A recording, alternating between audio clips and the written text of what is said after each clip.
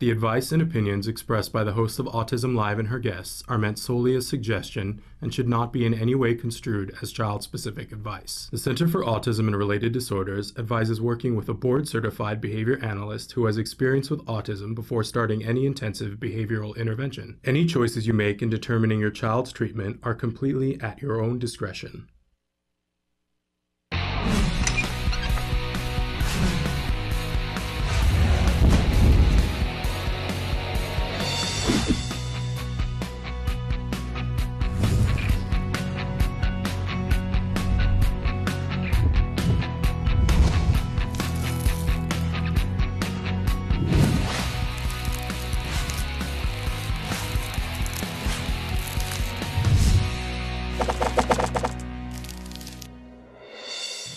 Good morning and welcome to Autism Live. I'm Shannon Penrod and we're back. For those of you who watch us on a regular basis, I took a little bit of time off to be with my family and to be with my son, and that was a wonderful thing, but we're back and we're going to be with you live for the next 3 hours talking about topics having to do with autism and working with our children on the autism spectrum to help them to reach their fullest potential. Whether you're a parent, teacher, practitioner, I know that that's really at the forefront of what you have going on in your day. How can you help your child to achieve their highest potential? Now, I know that from my friends, because I don't know personally, from my friends who have completely neurotypical children, that's their day too. But I do believe, as a parent of a child with an autism spectrum diagnosis, that it's a little bit different and that we have to be mindful of the fact that it is different and constantly, I'll tell you what it does, in my opinion, it keeps you on your toes, right? Just when you think you have this journey figured out, there's more things to solve, more things to address, more things to look at.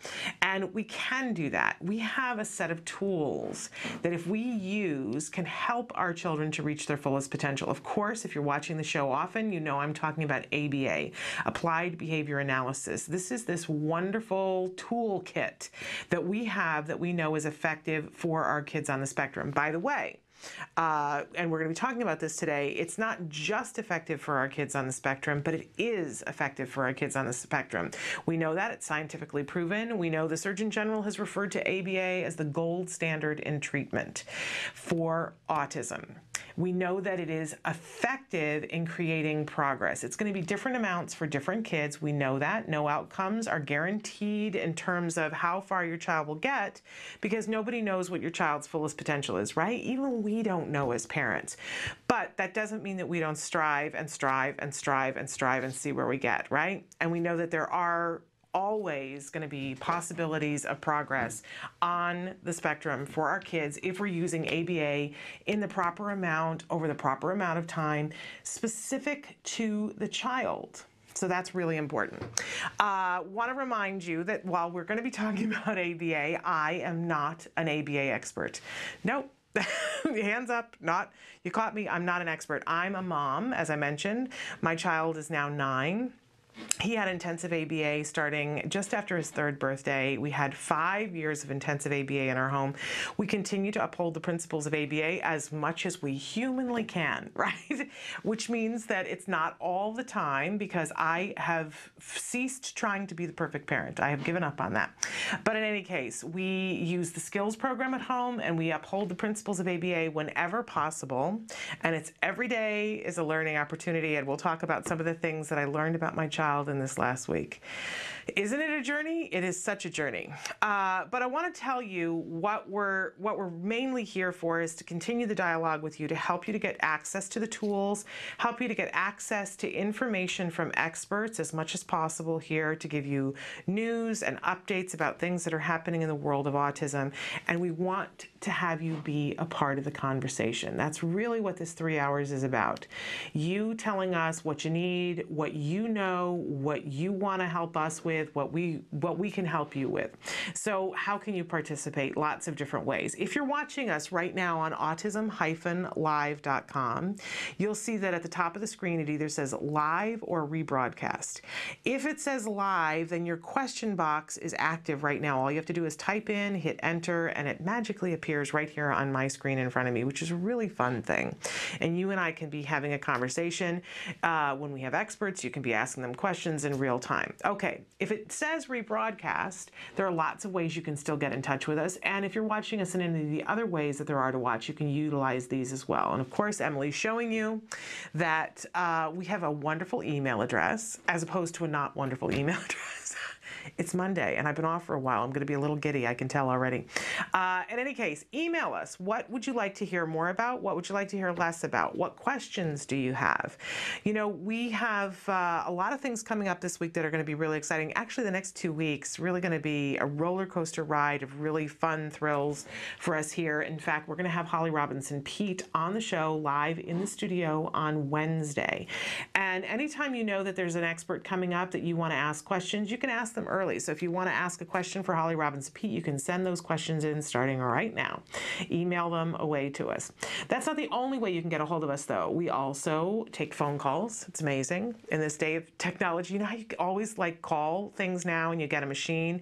You might get a machine depending on what hour it is here, but you can call us and someone live, real, will call you back. So there is the phone number that you can call. And if you want to call during the live show, we can patch you right into the studio and we can be having a conversation in real time here in the studio. By the way, you can also Skype with us if you would like to, and you have a camera set up on your computer. We can even put a picture of you up here. We've been Skyping around the world in the last couple of months, and we love having an opportunity to talk to you and address things that are of interest to you via Skype. You can also participate with us on Facebook. We have a wonderful new Autism Live page. Thank you for all the likes you guys have been sending. Please share our page and ask others to like us because we want to disseminate information. We know that Facebook is an easy way to do that. By the way, you can answer the question of the day on Facebook, and we'll be addressing that in just a little while. You can also tweet with us. We really enjoy interacting with you guys on Twitter. And I mentioned that there are lots of ways that you can be watching the show. If you're watching us on autism-live.com, that is certainly one way to watch us, but you might want to watch us also on Blip, and I'll tell you why. Because if you're watching us live, you know, what's great is that you have that option to interact right now. Love that immediacy right now. And we are on 24 hours a day, 7 days a week, and the shows just play end to end, so you can always catch something. If, like me, I woke up at 2:02 this morning and could not go back to sleep, you got nothing else to do, you can, you know, turn us on autismlive.com, but it keeps playing. If you want to rewind and go back, or if you hear me talking about something and I say, oh, you know, last Thursday when we had so-and-so on, and you think, last Thursday, how do I find last Thursday's episode? Well, there's lots of ways to do that. You can do that on blip.tv. We have a whole channel there. You can search and see episodes that you've missed. You can put in a keyword and say, hey, I need to know about toileting, or I need to know about feeding issues, and you can search that topic and it'll tell you where it is. By the way, you can also do that on our YouTube channel. Pause, rewind, search a topic. We have our own channel there as well. And you can also download our entire episodes on iTunes. By the way, it's free on all of these different services, so you can't get any better than that, right? Free download on iTunes. And you can also catch us on Ustream. So lots of different ways for us to be watched, and we hope that you're participating and getting the information that you need. And if you're not getting the information that you need, then I say to you, what are you waiting for? You have this invitation. Tell us what you need. Say, hey, you know what I wish you talked more about, because this is what is upsetting our apple cart on a daily basis. This is what's going on, and I don't see you talking about this particular issue. That's all you have to do. Let us know. Okay, because I mentioned that's what we're here for, is to help you on this journey, get the answers that you need. Don't be a victim. Don't feel like you're just going to accept behaviors that are happening in your home, or accept that there are some behaviors that aren't happening. That is not the ticket. That is not the ticket. Let's work together to get the progress that you know that you deserve and that your child deserves. Something that we like to do every morning to start the day is talk about these jargon topics, jargon of the day that really, speaking of upsetting your apple cart, this stuff can really upset your apple cart, right? You want information about what your child is doing, and you ask somebody a question, and they give you this term that you have no idea what it means in the context of your individual child, and you ask them to define the jargon term, and then they use more jargon terms. Oh yes, we have all been there, have we not? Well, we're taking it just like we do with our kids, a little bit at a time. I love Dr. Jonathan Tarbox, who's the head of research and development at the Center for Autism and Related Disorders. He says, how do you eat an elephant? One bite at a time. So that's what we're doing. We're eating the jargon one bite at a time. Trying to clarify it, give you an actual definition, which is sometimes rife with more jargon, and then give you a working definition to hopefully begin to put it in perspective about what's going on in your home or in your classroom. So let's take a look at what today's phrase is. It is conditioned reinforcer. I know I get a headache just looking at the words, right? But this actually is some good stuff here. All right, so let's take a look at what our actual definition is. A previously neutral stimulus that now functions as a reinforcer because of prior pairings with one or more established reinforcers, sometimes also known as a secondary or learned reinforcer, becomes a reinforcer through these pairings. Oh, okay. Let's look at our working definition to figure out what in the hey nani nani that just said. Something that now functions as a reward because you repeatedly paired it with an item or activity that your child already loves. All right, so let's imagine for a second that here you have this child and your child has something that they like. When we start and we have a child's been identified or diagnosed with some deficits. Maybe they're on the autism spectrum, maybe they're not, but the child needs to work to build some skills and to diminish other skills, right? How do you start? This was what was so frustrating to me as a parent. I'm a former teacher. I had this child who had been developing skills, then stopped developing skills. We just kind of stopped, frozen in time, and then he started losing skills. So it was like the slide, backing up, and I'm trying to catch him and stop the sweater from unraveling. And I tried everything that I could think of, and again, former teacher, I feel like I'm good with kids and good teacher, and I had no idea what to do. Where do you start? Where do you get a toehold? Well, you always start with something that the child really likes, something that the child gets really excited about. All children have something that they like. Sometimes it's not apparent what it is, but you got to be a little bit of a detective. For instance, my child in the beginning was obsessed with vacuum cleaners. Okay. Did he love it when I said his name? No. Did he love it when I hugged him? No. But he was obsessed with vacuum cleaners. So if we take something that's reinforcing to them, something that they really like, and we pair it with things that we want them to really like, what we do is turn things that they like into like a bunny farm. Right? We want them to multiply. We want to see lots of little bunnies, lots of things that our children like, because the more things that our children like, the more ground that we have to say, hey, do this and I will give you this.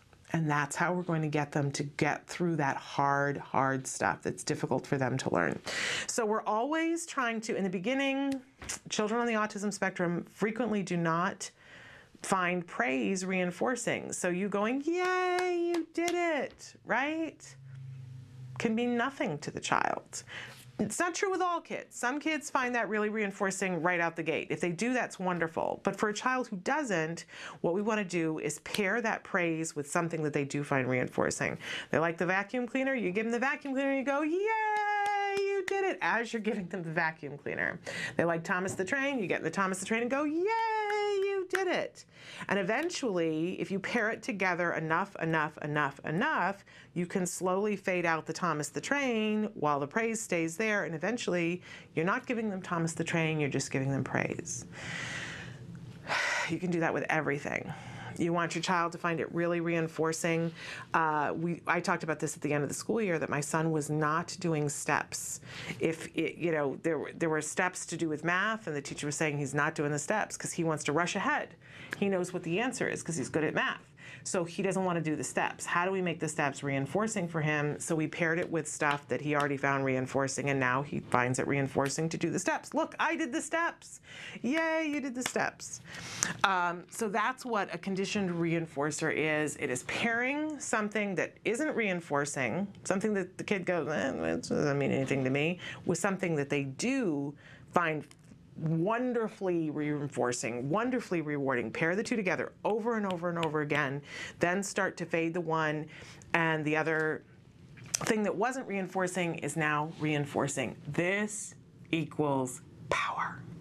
So conditioned reinforcer are a really wonderful thing. Okay, we also always have for you, as I mentioned, a question of the day. So our question of the day today, it's a mixed bag, right? Of sometimes there's good things and sometimes there are bad things. And so today I want to know from you, and this is a hard question, but what has been your greatest disappointment? It may be something to do with autism, it may not, but what has been your greatest disappointment? I think my greatest disappointment has been realizing that not only do some people not care, some people actively try to anyway, because, we're not going to let them, but actively try to prevent your child from getting what you know to be appropriate.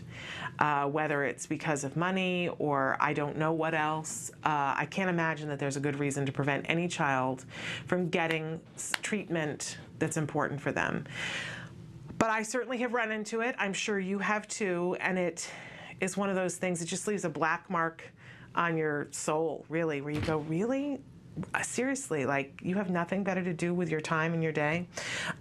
It's unfortunate. I hope that if you run into these kinds of people, that it's been minimal in your life, because the number of people who want to help your child is so much greater, right, than the people who not only don't want to help your child, don't care, but are actively trying to prevent your kid from getting what your kid needs.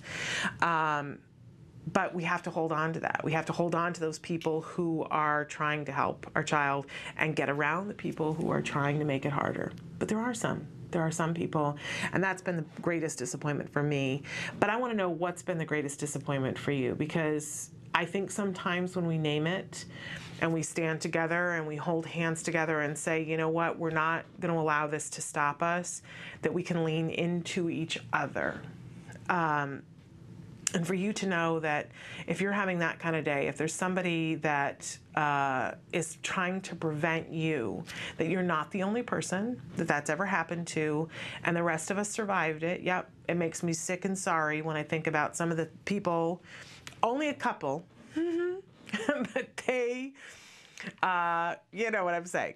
No warm place in my heart for those people, because, apathy is one thing, and I think apathy is horrible, but people who actively get up in the morning and try to prevent our kids from getting what they need, I just don't get it. Just don't understand it. But they're there. It's a reality, and we cope with it, and we cope with it together. We hold hands and say, this too shall pass, because it will. Have faith. But write and tell us what your greatest disappointment is. All right. We always have a topic of the day. The topic of the day is kind of morphed into the topic of the week. It's a good one this week, problem solving, because we know problems are going to arise, right?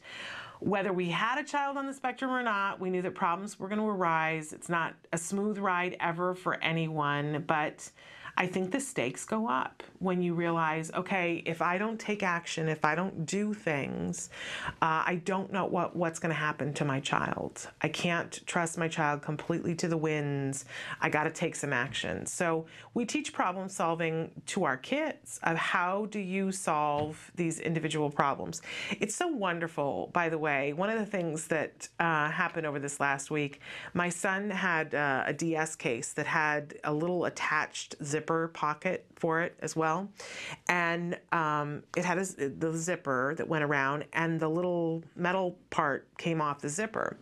And he came to me and he said, I don't know what I'm going to do. I don't know what I'm going to do. And I said, well, let's, stop and think about it. Let's problem solve. And he looked at me and said, oh, right, of course, because he had all this ABA training. And I said, all right, well, I'm going to open it up for you. And he said, no. I'll take care of it.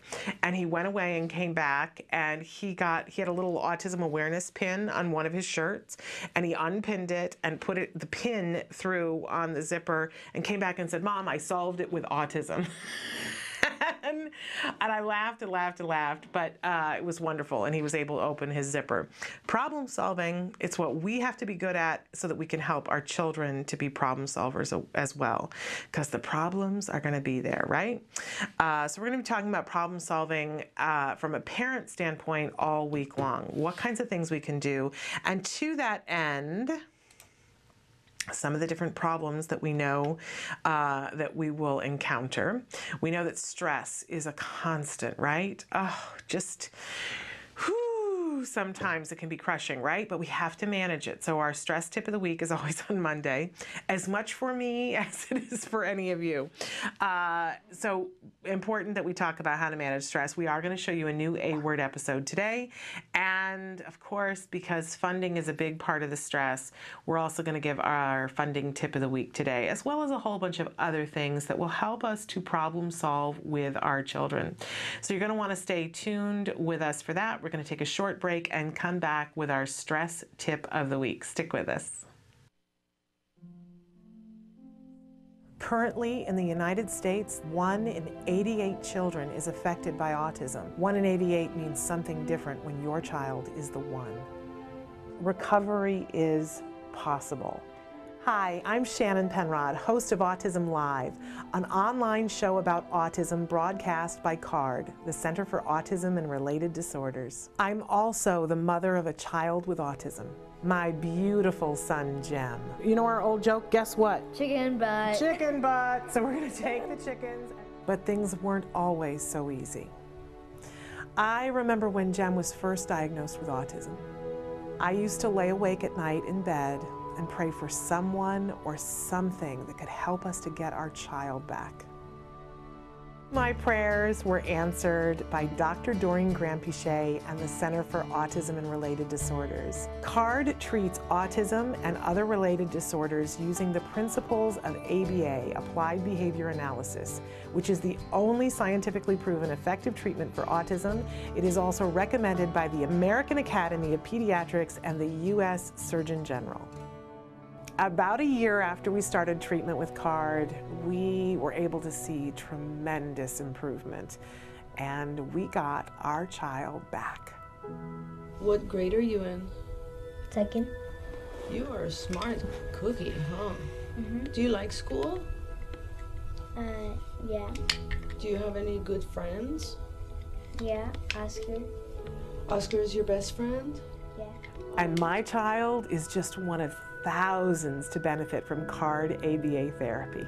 Across the nation and around the world, children are making amazing progress and being given the keys to unlock their full potential. We are extremely grateful for the amazing job CARD has done in helping our daughter. Our daughter today, just in 4 months, I think is a totally different child than when she started with CARD. I kind of see it as, it seems like her brain in a way was asleep, and now that we've gotten so many services, we've seen her wake up. Did you have some guesses?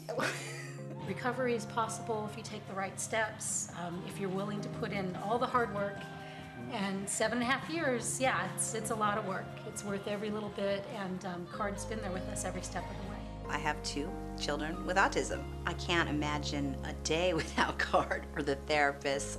They've been so instrumental in helping us with our kids and shaping their lives and helping us help them. Thank you, Christy and Big Alex. Thank you, Jackie and Mariana. We've tried other things before ABA, but the most beneficial thing has been ABA services, and I'd be the first person to tell any newly diagnosed family that you have to you have to contact an ABA provider. And if you're lucky enough to have a card, you're very blessed. Recovery from autism is absolutely a possibility. We've been recovering children for over 20 years. It's just a matter of identifying the child's medical needs, understanding the child's sensory issues, and then teaching the child all of the skills they need in order to function normally. We know there's hope for autism. Autism is treatable and recovery from autism is possible.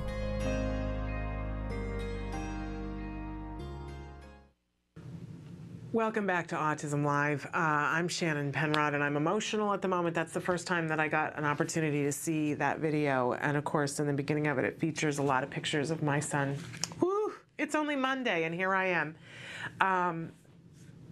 You know what's amazing to me, and maybe you guys can relate to this, that we took video. We took a lot of video, but we tried to take as much positive video. I can remember that it was such a frustration for me that I would get out the video camera, and I certainly took a lot of pictures. There's thousands and thousands of pictures, but we took out the video camera and we would try to videotape our child, and it was always a frustrating thing to get him, you know, to stand where I wanted him to and to not obsess about the camera or do other things. And so once he was diagnosed, for probably a good 3 years afterwards, I couldn't go back and look at the videos. Just couldn't do it. I was so, what do I want to say? It was such a hard time. I didn't want to go back and look at what I had missed, like all the signs, how early I could have told, because I didn't want to have regrets. And it just wasn't a place that I wanted to visit. And then in the last year, I have had to go back and look at the video for various and sundry reasons. And it's still a very emotional thing to me, I have to say. It's one of those things that I am still in the process of processing it, right? But I'm happy that I can be where I am today. And I want you guys to know that wherever you are, that there is progress. And when I, you know, it's so amazing to me that I see a shot of him when he was that little person who went away. And I'm right back on day one. You know, emotionally, whew, I go right back to there. I'm so grateful that that's not where we are anymore, and I want you to know that. And it came with a whole lot of hard work from a whole lot of people. Most importantly, my son. He did the hard work. He showed up for it. Now, he had a host of people who showed him how to show up for it, because I couldn't do it. I could not do it. I do it now because they laid groundwork, but I refer to it as the autism miracle in our living room, because that's really what it was. And I'm incredibly grateful, but I tell you that it's still a fresh wound. You know, and if you are there today, if you are in that place where you feel like your child isn't listening to you and you can't get through to them and they're just full of behaviors, I want you to know that it does not have to stay that way. But there are things that you have to do. And I'm here to help you to figure out how to do whatever it is you have to do. Our journeys are all different. Our kids are all different. But there is stuff that you need to do as a parent. They don't just arrive at your doorstep and say, hey, you know, we're here to help you. But that you can get to that point where they arrive at your doorstep and say, we're here to help you, but you got to take some action first. So that's a lot of what we talk about on a given day. But it is the time of day when we talk about stress. And our stress tip for today is about setting priorities. I know that we've talked about this in a lot of different ways before, but I want to talk specifically about what happens when your child gets diagnosed. Because if our topic is problem solving, then we have to figure out what it is that we're going to do, and along with that comes stress. And I think one of the hardest things to do is that it feels like in the beginning, at least it felt like this for me and so many other parents that I know, that there is this laundry list of 1,018 things to do. Can I tell you, my son is 9 and he is doing so well. I still have a laundry list of things, you know, that I got to work on, and things that I want to do, and things that I want to make sure that he gets, and it still feels like there's not enough time, right? We're working on the state capitals this summer, and I'm just trying to pack as much stuff into this little boy as possible to give him the best head start for 4th grade that I can do. But I think that it's important to always have priorities. And I was really reminded of this in the last couple of weeks, quite honestly, because one of my personal priorities is to be here and to help you, because people helped me. Some of the parents that you saw in that video were people who changed our lives and said, you can do this. We've been able to do this. You can do this too. And here's what you want to do to go about getting it, right? And I feel very much that I have an obligation to pay that forward. And it's one of the great joys in my life to be able to pay that forward. But I mentioned before I left a week and a half ago that my son said to me, Mom, I don't feel like I get enough time to spend with you. This is the first summer that he is off from school, off from therapy, and I'm here in the morning, you know, and a lot of times he's at camp, not all the time, but you know, a lot of times he's at camp. So we just miss each other for those couple of hours. And I know that it's important for kids to not be totally with their parents 24 hours a day, 7 days a week. But this is a new venture for us. And walking that tightrope and figuring out, you know, how much time do we spend together? How much time do we spend apart? It's really difficult, really, really difficult. And he said to me, I'm not getting enough time with you. You got to hear that, right? When I think about the years that I didn't think that my son was going to be able to talk to me, oof. And now that he does, boy, it's so important to me to listen. So, you know, and we had some time, and I think, you know, he was like packing my bag for me this morning. He's like, don't you have to go back to work? I think he's a little sick of me. And that's a great thing, by the way. What a wonderful thing that, and I know that that doesn't mean that we go back to, I gotta fix my priorities. I got to make sure that I got enough time with my kid.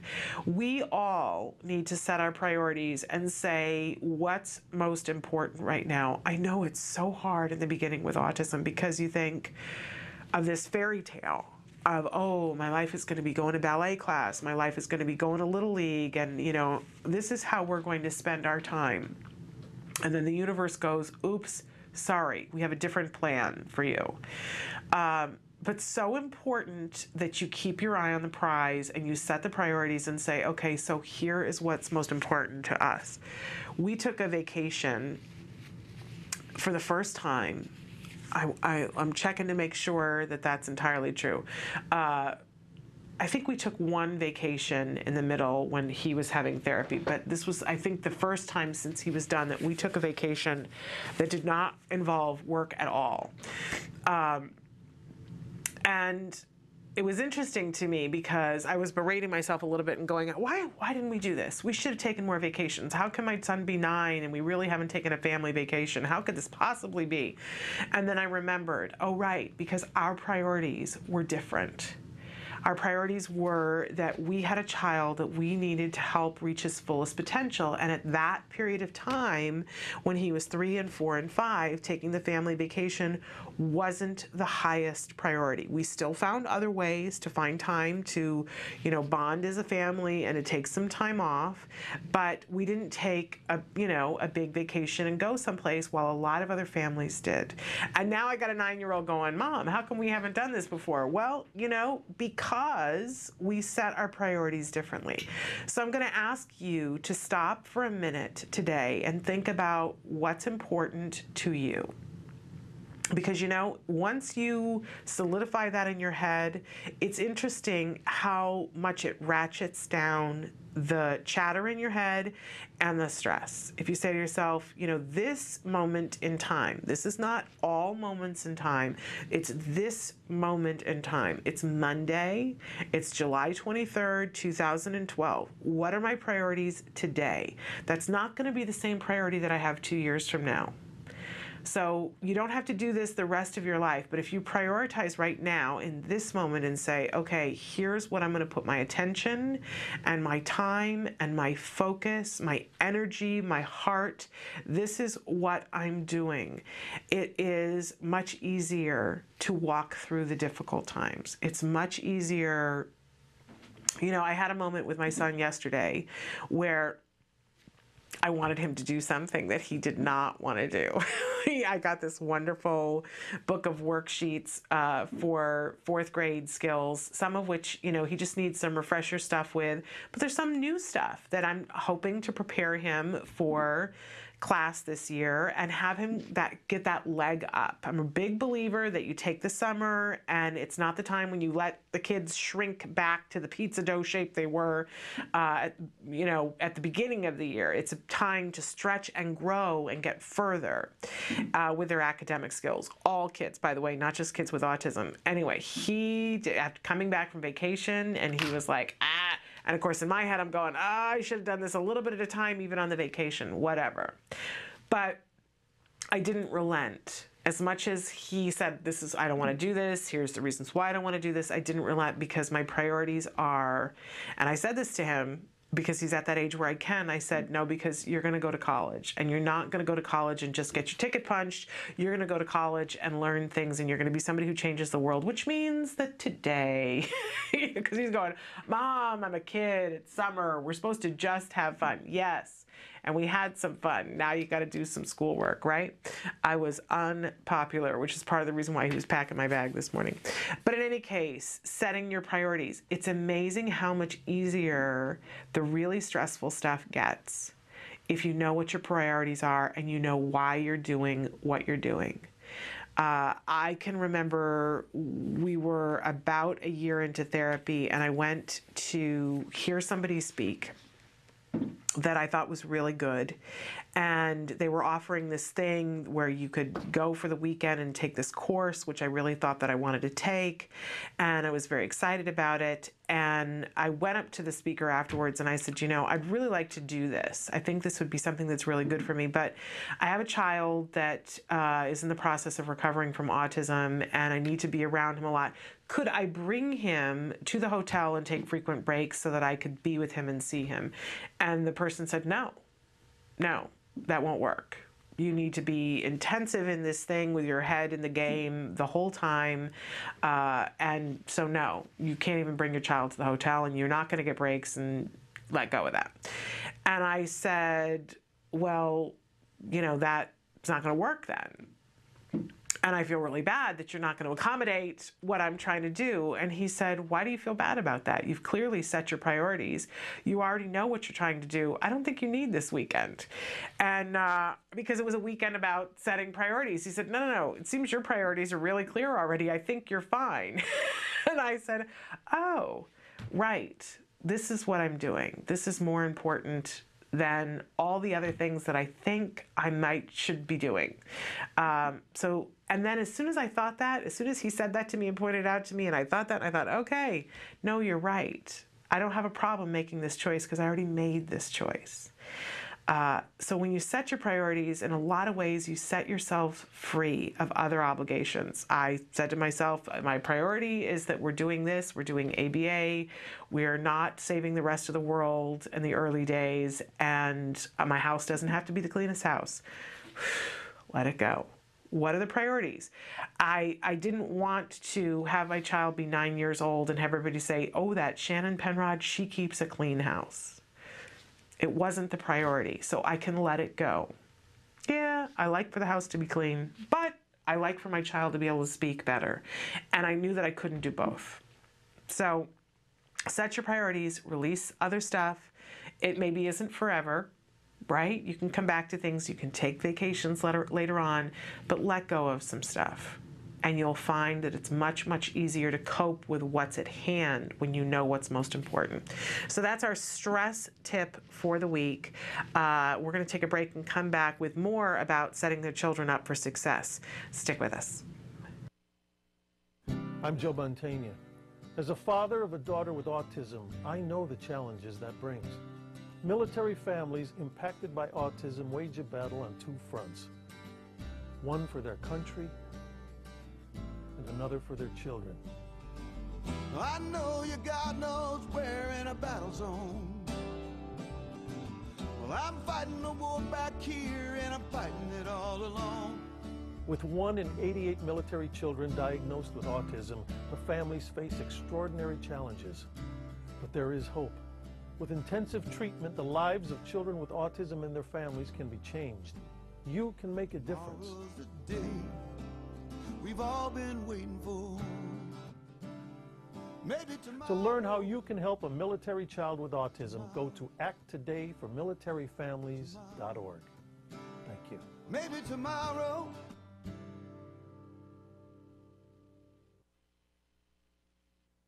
I am Karen Driscoll. I'm a Marine Corps wife and mother of 3. My oldest son has autism. The strains on our typical military families are extraordinary. You add on the challenges of autism, access to care issues, and at times having to pay for effective treatments, and these families are pushed to the brink. We've lived in 5 different homes. That means 5 different medical communities, 5 different school districts, and 5 different state-run programs. The biggest challenge I face as a mother is going from bottom of wait list to bottom of wait list, never getting access to the effective services our children require. I feel like I'm constantly fighting for these services. We are working on a bill in Congress called the Caring for Military Kids with Autism Act that works to true up these policy deficits. You ask any service member overseas today, what can we do for you? They will always answer, please take care of my family at home. Visit autismspeaks.org. Welcome back to Autism Live. You know, every week we try to give you a little tip on how to get success at school. And of course, that encompasses a lot of different things. How to have a good relationship with teachers, how to have a good relationship with the administration, how, I know that's kind of ironic coming from me, but I think I do have a good relationship with the administration now, years later. And how to set our kids up for success to be in that place, because let's face it, our kids go there and they spend a substantial portion of their childhood in school unless you've decided to homeschool. And bless you if you're homeschooling, you're a far, far better person than I am. I don't think that that would be what was best for my child at this point in time. Heaven only knows what can happen down the future, but I know there were at least a couple of moments when I considered homeschooling, and then I realized my son so very desperately, because he's an only child, loves and needs the social support of school. Yep, sometimes it's hard because kids will be kids, right? And I've shared that this year was there was some stuff going on that was not necessarily good for his head, but he's working on it, he's solving it, and he shows me on a daily basis that that's what he as an individual needs. All our kids are different, right? So no judgments for everybody. I know that you're deciding what's best for your child, but if your child is going to school and it's a building away from home, then there are some things that we can be working on during the summer to set them up for the best possible success. We've talked before about finding out from the teacher, and hopefully you have a good idea at this time of year who your teacher is going to be in the fall. If you don't, get on the phone, type out the email, say, you know, this would be really helpful to us. That we know that with a certain amount of preparation, that the transition is going to be easier for our child. Because for most of our kids, for most of us, it's easier. When you think about anything that you've had to do that was difficult in your life, that a new circumstance, and you might have thought to yourself, oh, and maybe you didn't even think about it while you were doing it, but once you did something that was new and you thought, oh, had I known it was going to be like this, I would have done this, this, this, and this, and I would have felt so much better. I know as a teacher, one of the things that teachers we talk about a lot is that the first time you're teaching a grade or a class, because I mostly taught college, but anytime I was teaching a class for the first time, I came to understand that that was not going to be the best that I was going to teach that class. That usually the second or third or fifth time that I would teach it, I would know enough, have learned enough about teaching this subject that I would get better and better and better about it, right? Well, boy, isn't that true for our kids as well? That the first time that they do something, there's going to be anxiety about the newness and sorting things out and figuring things out. Well, how can we help our children to make that transition easier? By writing to the school district, writing to the teacher, emailing to them, phoning them, whatever, and saying, hey, how much information do you have about the school year at this point? Because we want to be working on some stuff at home. And that was one of the things we talked about a couple weeks ago, finding out what the schedule is for the day. And if your child's going to kindergarten, you know, how long are the centers? It's probably a center-based day, or at least portion of the day. How long are the centers? Are they 10 minutes? Are they 12 minutes? Are they 15 minutes? Are they 20 minutes? And then putting your child on at least a part of the day of getting used to, in 12 minutes, this is what's going to happen, and we're going to switch to a new activity. And not doing it the week before they go back to school, but really taking some time over the summer. You don't have to be doing the same activities that they're doing at school. But for instance, I remember it was about a 12-minute center time that that's what I recall, and I could be wrong, for my son when he was in kindergarten, that they'd get about 12 minutes. And the teacher would ring this little bell. And I had asked her, best kindergarten teacher in the world, by the way. I had asked her earlier in the year, before summer started, what does it look like? And then the therapists that worked with my son were able to institute this and have him every 12 minutes move to a different part in our living room and do a different activity that was already set up. And so by the time he went to kindergarten and she would ring that little bell, and we had a bell in our house too that they would ring, and that would be his time to pack up whatever he was doing and move to the next place. Boy, my son could transition like a champ. And every year we've sort of asked, what's sort of the regimen for the day? Now, he's going to be in 4th grade, not so much center times, right? But a little bit. But so asking those kinds of questions, but this is also the perfect time of the year right now, because teachers are on break, but starting to filter back and do little stuff, be in and out of the office, maybe come in for one day a week and just be checking things out. And you can ask of the school, if your child's going to a new school or they're going to a different classroom, you can say, hey, can we drop by and take a look? I realize it's not going to be set up the way it's going to be set up, but that's okay.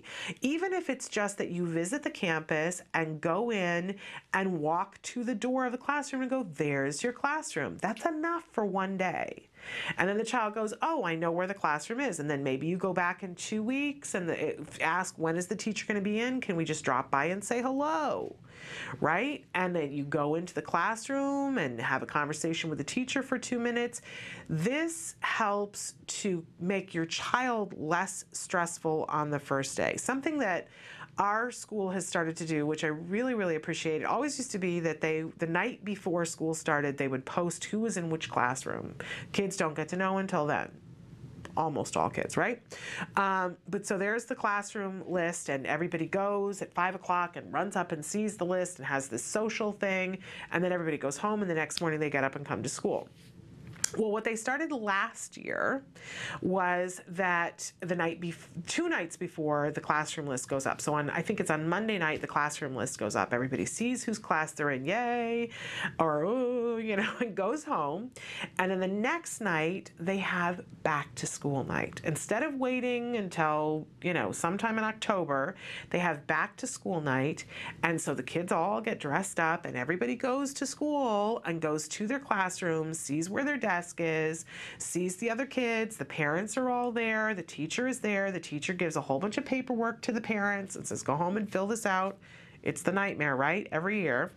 And you got to fill it all out by hand. Hey, when are they going to computerize this stuff? But the teacher talks about what the expectations are, says to the kids, now this is, what the deal is. They can walk around, see the lunchroom, do all this different stuff. And I really feel like last year, and by the way, my child goes to a completely typical school, right? Completely included. And I thought that the stress for all of the kids was so much better on the first day because they knew where they were going, they knew where they were going to sit. It was just like the energy on the campus was less. Now, if your school is not doing this for all the kids, maybe they'll in time start to do it, but you can do this for your child. You can advocate and you can drive there once a day if you want to and practice and say, we're going to pack our lunchbox and we're going to the school and walk up to the gate, because each and every time that you do it and there's a reward that goes with it and you say, now we're going to go and have a treat, you're doing that condition reinforcing, making it a positive thing. Make sure that you're doing that you don't want it to be this negative thing of, all right, now we're going to the school, right? It's got to be something exciting and wonderful. But stop and think about like the 800 million things that your child has going on the first day of school. And if you can take away the anxiety from 400 of them, how much better would it be? How much better would it be for your child? Think about for you, how much better would it be that you're going to be less stressful, and already we're in the market of this is worth it, right? So set the stage, really. It's like a rehearsal, and then there's a dress rehearsal. And you can have many, many, many rehearsals. And do that condition reinforcing, so make it really pair things that they like with going to the school, even if it's that, you know, you have a little dollar toy. I know it adds up, right? But if a little dollar toy once a week from now until school starts made it so that on the first day of school, they're like, I'm excited and I can't wait to go. And I know where my desk is. And Mom, I want to go. How much would that be worth, right? Priorities, we're keeping the priorities. So figure out what you can do, and different schools are going to allow you different things. I know before kindergarten and first grade, we asked for the books ahead of time so that our therapists could be looking and saying, okay, we know this concept is coming up, so we're going to prep him for this. Anymore, I just look at what the standards are. And I said, I just got this book with a bunch of worksheets in it, and I can kind of see what kinds of things. And he'd had a computer program earlier this summer that he's already breezed through that's all the fourth grade standards. Getting our kids a leg up, because for so long they were behind, right? So we not only want to catch them up, but we want to help them be a little bit ahead so that if things are difficult and they're dealing with sensory issues, there's one less thing that they have to deal with. It's a really good thing. All right, we're going to take a break, and I'm trying to see what time it is. Oh, okay. We're going to take a short break, and then we're going to come back, so stick with us. My name is Michael McNemy, and I live on Staten Island. I love hearing myself on the radio. Every Thursday I'm on. It's energetic. It's fantastic. I love the radio show more than a kid loves chocolate cake. I got a lot of followers on YouTube, Twitter, Facebook. This job makes me feel important. This job makes me feel like I have a purpose. Like they believe that I'm capable of handling such big responsibilities, and I like that a lot. Why is it important for people with disability and special needs to be given the same experiences that a normal functioning person would? We're all capable and can do the same job. It's just the pace we do it in. Some of us need extra assistance. Even Bill Gates can't do some things on his own. He's a trillionaire. Just a little extra support goes a long way. Visit autismspeaks.org.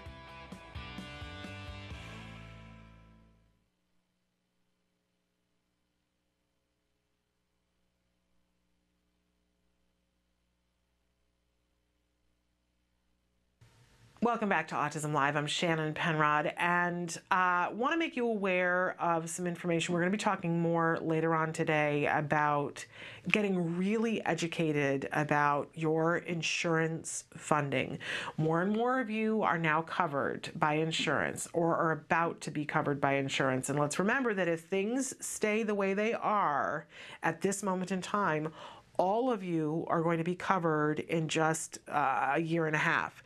It's so important that we as parents, this is now, I know none of us planned on this, right? But we need to become as expert as we can at understanding what is covered and what isn't. It's going to make a huge difference in how our lives run if we know this information. So if you are in the state of California, and we just started our insurance reform on July 1st, if you're here in California and you're saying, okay, I get it, I know I need to get up on this information, how am I going to do it? I want to let you know some really important information. The Center for Autism and Related Disorders is going to be doing some seminars around the state, and you can see on this lovely graphic, it's a 2-hour seminar. It's free, again, done by the Center for Autism and Related Disorders, and I want to talk about some of the dates on here. So coming up on the 28th, which is this Saturday in Fresno, from 10 a.m. to 2 p.m. It is in the Fresno office that is on Clinton Way. And again, it's from 10 a.m. to 2 p.m. So if you're anywhere near Fresno, really important, you're going to learn what the insurance companies cover, what they don't cover, types of plans, rules.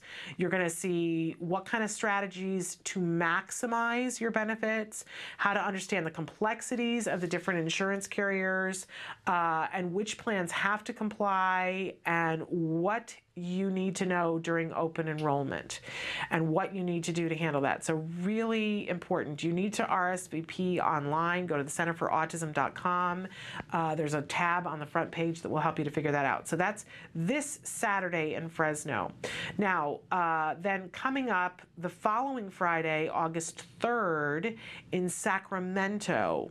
If a Friday night works better for you in Sacramento, 6 p.m. to 8 p.m. at the Ramco Street Center for Autism and Related Disorders office.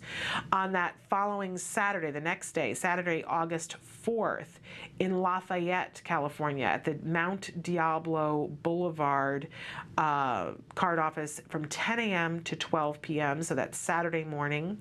Then the following Saturday, Saturday, August 11th in Garden Grove. If you're in Garden Grove, again, that's Saturday, August 11th from 10 a.m.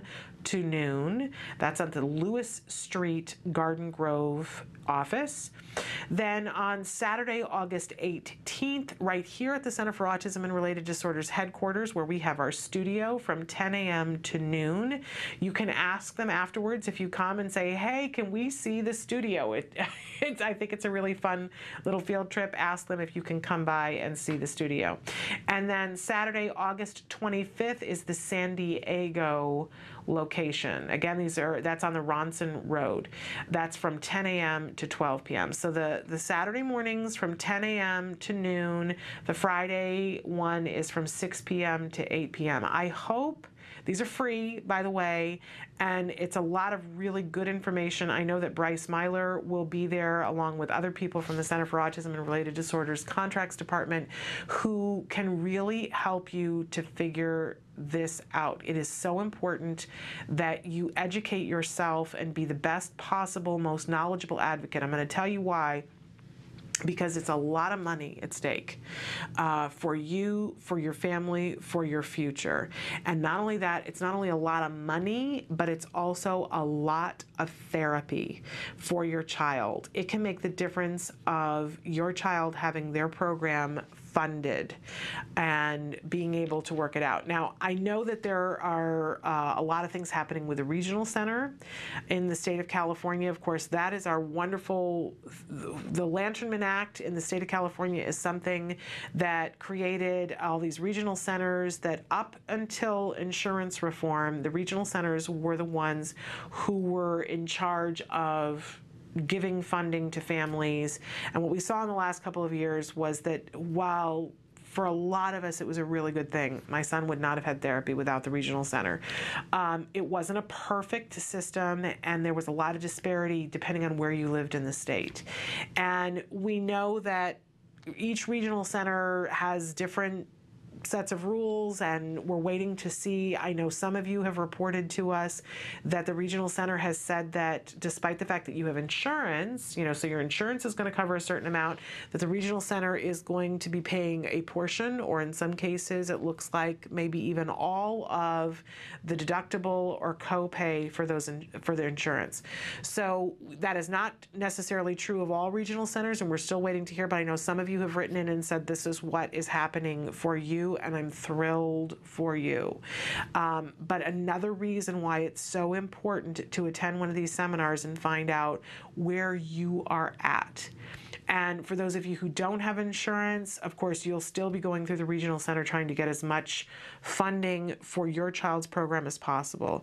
The state of California, shortly after, I think we were in our second or third year of intensive ABA therapy, the state of California asked that parents be sent not a bill, but a notification letting us know how much money was spent on our child's therapy to give us an awareness. And let me just tell you, it made my hair go white.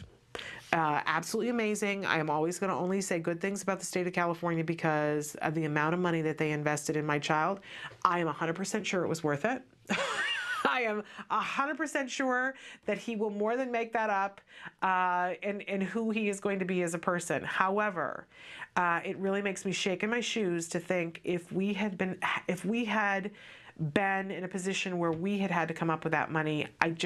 I'm somebody who's very positive and think that everything is possible. I'll be honest with you, I just don't think that would have been possible. I can't even imagine, short of winning the lottery, how we would have had that kind of money. I don't even know anybody who has that kind of money. Go to these seminars. Find out, get your answers so that your child has access to the therapy that they desperately, desperately need. And you can go to centerforautism.com to find out more information about these seminars. Hey, it's that time of the day when we show you the A word, and I'm really excited. We have a new episode of the A word for you this week. If you're new to the program, the A word is an ongoing documentary that's being made here at the Center for Autism and Related Disorders, following a little boy, Jack Riley, who was diagnosed with autism at the age of 2. He is now 3 in the series. He just turned 3. And we're seeing what happens with this child and with this family when early intensive behavioral intervention is started. He is getting therapy, ABA therapy, from the Center for Autism and Related Disorders. And I want you to see what's happening with Jack Riley this week, and then we'll talk about it. But I also want to point out that there are many, many, many episodes of this that you can be watching on their YouTube channel and see the arc of what happens. There it is for you. The arc of what happens when really good ABA therapy is on board in the proper amount over the proper amount of time. It's amazing the difference in this child in just a few short months. But let's take a look and see what's going on with Jack Riley this week. This is the A word. I know a cute little blue-eyed boy, and his name is Jack. Jack Riley. He got a big, warm, blue-eyed soul that makes your heart beat fast. Hey, 2 seconds. Oh, yes. Hi. What's up? Can I put iPhone? Later. Jack Riley is now gaining attention without prompts. When first teaching a new skill, a therapist does errorless learning, which is prompting a child with the correct response. 4 months ago, when gaining attention was taught, Jack Riley needed a gesture, physical, and vocal prompt to do it. As time progressed, less prompting was needed, like using only a gesture prompt or a partial vocal prompt. Sure, which one do you want? Both. Another skill they have been working on is categories. First, they teach it to him receptively. Give me food. Where's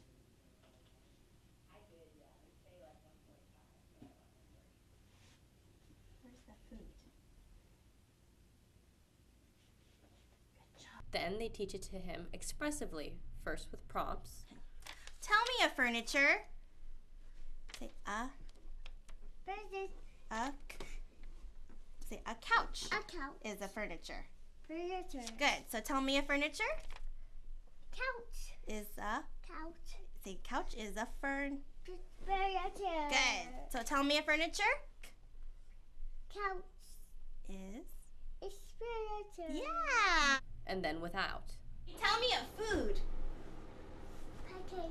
Apple is food. Good. Tell me another food. Watermelon is food. Yay! Watermelon is a food. Come here. Oh, you're so smart.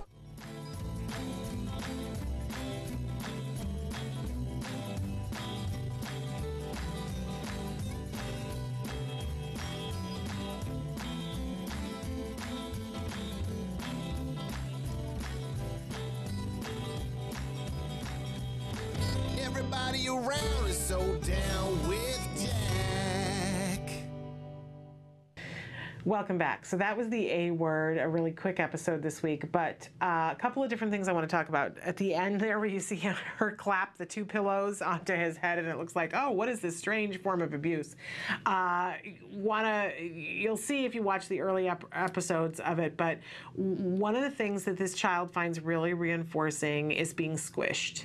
And that's not unusual for kids on the autism spectrum, that we'll see that a lot of times they like a certain certain amount of pressure, it feels good to them. And some kids like it in the form of a hug, and other kids, that's too intense, right? And not all children are this way, and you really have to be mindful about what the individual child likes. But this individual child, they call it a pillow sandwich. That he loves this, thinks that it's so much fun that he runs over and they take the two pillows and they squish him between the two pillows and knock him down, and he thinks that this is great, great fun. When my child was little, when we still have the same couch, this is a pathetic couch that our dog has half eaten, but he liked to be, there were these big cushions that he could take apart and build into these different structures that the therapist would do with him. But every so often, one of the things that they discovered would keep him on track, right, that he loved to work for and that would keep him focused, was if they took and they called it making him a burrito. You know how when you bring the baby home and they talk about the burrito wrap, how you wrap the baby up, because babies all of a sudden, you know, they've been squished up in this little place for 9 months, and now all of a sudden they feel like they're free falling because there's all this space around them. So they tell you to burrito your baby up, right? Well, they would burrito my son, who was 3 years old at the time, with the couch cushions. And basically, they would just squish him between the cushions. My son still likes to be squished. I don't know. It's just what he individually likes. And different kids like different things. We see that Temple Grandin built the cow squisher for herself. The cows like a certain amount of pressure, too, that it helps to calm their anxiety. Now, this is not all kids on the autism spectrum, right? My son in particular really loves to be hugged. So over the years, we've taught him that how to ask appropriately for a hug and how to hug himself. So when he's at school, that he can be giving himself a hug. It's not the worst thing in the world, right? And it helps to keep him centered. So I just wanted to explain what that was at the end, a pillow sandwich. And that little boy loves it. He loves to jump on the bed, and he loves a pillow sandwich. So they're working on things with him, and they give him the opportunity to have those things because it keeps him happy and centered and focused. We'll see that over time it changes, because we're not going to send him off to college and still give him a pillow sandwich, but he's 3. A pillow sandwich is completely appropriate, and it's completely safe. I just wanted to explain, because that particular time it looked a little like, what is she doing to him? Is that something they do in ABA? No, it's something they do with this individual child, right? And if you're going to do a pillow sandwich, just be very careful, because some kids don't like to be, to have something close around their face. So, but this particular child loves that, and it lasts a millisecond. But let's talk about what some of the different things we've seen. And if you go back and look at the early episodes, and they showed you little snippets, that he is now learning how to gain attention appropriately. What a wonderful, wonderful thing, because if a kid can appropriately gain attention, it's just one of myriads of different things that they can do socially that are going to make it easier for them to have, their social game is going to be more effective if they know how to appropriately gain attention, right? This is a 3-year-old who is now tapping on a shoulder or saying somebody's name. How many of us know 10-year-olds that walk up and just start a conversation and don't get somebody's attention, and they're not on the spectrum, right? So his social game is going to be improved from being able to do this. And you saw sort of the progression, and they went through it very quickly in this episode, that they would tempt him for something, they would show something to him that they would think that from previous experience that he really likes. So they tempt him with it, and then taught him, okay, and this is what an individual family decided was appropriate for them, to tap on the shoulder and say the name. You may want something different done with your child, but the point is you set what it is that you want them to do to gain attention appropriately. For us, it was my child saying, excuse me, that he had to say, excuse me, and then say the person's name. We didn't do the shoulder tapping thing. Different things for different families. And that's the wonderful thing about ABA, is that you can tailor the lesson towards whatever culture your family is living within. Because, 2 houses can be right next to each other and you want to do things differently. It's not appropriate for your family. So initially she tempted him, did a full gesture prompt, eventually just pointed to her shoulder, and then she could do a partial vocal response. And guess what? She kept fading it, and now the child is doing it on his own. appropriately gaining somebody's attention. Now, they still need to give the attention to give the reinforcer for it, or we will see that the skill will diminish over time. So it's not like you can just teach these things and go, okay, I don't have to worry about that anymore. You have to keep giving the attention. He's asking for attention, you got to give him the attention. Okay, then they also show you really quickly, like boom, boom, boom, what's happening with him in terms of categories that we saw. And this, man, I remember this period of time like it was yesterday from my son's progression through ABA. By the way, not all kids have the same lessons. It's what's appropriate for a child. But a child who is not gaining language skills at a proper speed, then you are probably going to be working on labeling. We're going to start with manding, where they request things, and then work up to labeling. But did you notice how they worked on it receptively and then expressively? So receptive, again, is what the child is hearing and understanding. Expressive is what they're saying or doing, because expressive includes signing or gesturing. So they first started with working on receptive, where the child wasn't having to say what the label was, right? And they went through a series of different things, but they had all these flashcards. And you can go and buy these flashcards, and they're quite expensive, or you can make them yourself, which is time consuming, or you can ask somebody if they have a set of flashcards that they'd be willing to give up, right? Because I know we had the box of flashcards that was almost a college tuition, right? And we got to the point where we didn't need them anymore because he knew everything in the box. But they will work on these in a variety of different ways, and they start with receptive, saying, give me the couch or the sofa, whichever word your family prefers to use. Give me, and so the child picks it up and puts it in their hands. So they're starting to understand, I say sofa, you look at the picture, you give me. Then they're going to work on it in a more natural environment where they go, where's the sofa? Or sit on the sofa. And the child has been hearing this, and so they know, okay, I'm going to sit on the sofa. I know what the sofa is. Great. So then they start to work on it expressively. So they hold up the card and say, what is it? And now the child has to say sofa. So that's the expressive of it. But not only now are they going to take it from, all right, so now the child knows when you say sofa, they're talking about this thing here, and they can say it themselves. Fabulous. But then they got to put it into categories. And this was fascinating to me because there were thousands of different things, labels that they worked on with my son. And I thought, okay, that's great. He can label everything, but when are we going to get to conversation? How on earth are we ever going to get to conversation was always the thing that I was worried about. And they were saying, he's doing great, he's on track, he's doing great.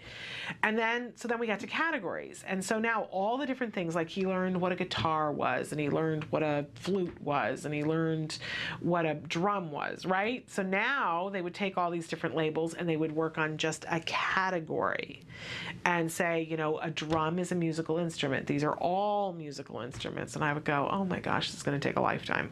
Because we're going to go back and do all those things that they worked on with labels, and we're going to stick them in categories. But here's the thing.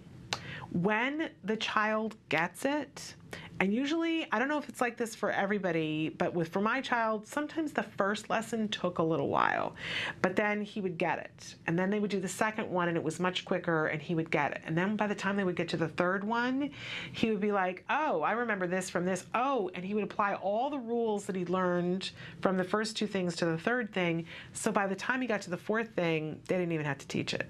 And then from there, it would explode, and he would generalize everything that he'd learned. And I would go, what just happened?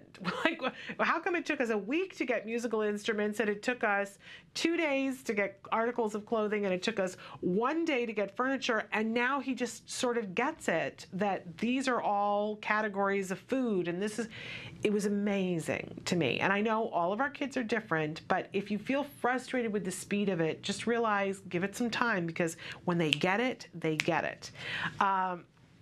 But what happens then, and they still continue to work on it expressively and receptively, what happens is that you get a child and she's just standing there and going, tell me a type of food. And he's jumping up and down and he's saying a food. And he's saying a full sentence. He's saying, a banana is a food. I don't even know what food he said, but a banana is a food and a couch is a piece of furniture. And that's just going to grow and develop so that he's getting these global understanding of the words. So it's not just going to be that he's able to parrot a sentence, he's thinking it through. Did you see when she had the cards there and she said, give me a food? And he's looking at him going, well, now wait a second. This is not a food. And you can see the thought process happening there where he's working it through and going, okay, which one of these is a food? It's so exciting. And it's so heartening because once they're able to start thinking through those kinds of decisions and eliminating stuff, it's amazing. It's amazing what they will then start to apply and look at the environment and go, oh, that's why this is happening. And it gets right to the heart of that problem solving, of looking at their environment, seeing what's there, seeing what's happened, saying, I like this, I don't like that. It melds together and becomes this cohesive thing where your child starts to have conversation. It's so amazing, so very amazing. I really encourage you to go back, watch these episodes from beginning to end and see the arc develop of how they didn't just miraculously get to this little boy jumping on the bed and saying an apple is a fruit. That did not just happen. It was step, step, step, step, step, step, step, and each way along the way he was reinforced for making those steps. So what you have now is a happy 3-year-old who is catching up. Isn't that what we all want? A child who is catching up and who is happy. And that is what we should see with ABA when it's done properly. You gotta love that. And of course, we'll continue to talk about this episode this week, but I really want to encourage you, go to their YouTube channel and watch this important series. I guarantee you'll learn something. And not only is it about the therapy and what happens in the arc of the therapy, but what happens with the family, what the emotions are, what it's like having all these people in your house. It's wonderful, it's miraculous, but it's not easy. And anybody who tells you it's easy, I don't know. They're living a much different life than I am. It was hard on all of us, but worth it, worth it, worth it, worth it. All right, we are going to take a break, and when we come back, we're going to be talking about our viewer response to today's question of the week. Stick with us.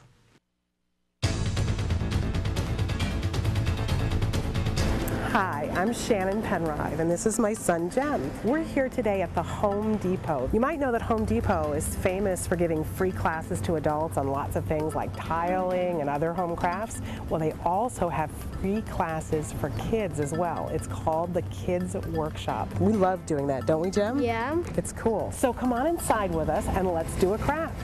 Yay.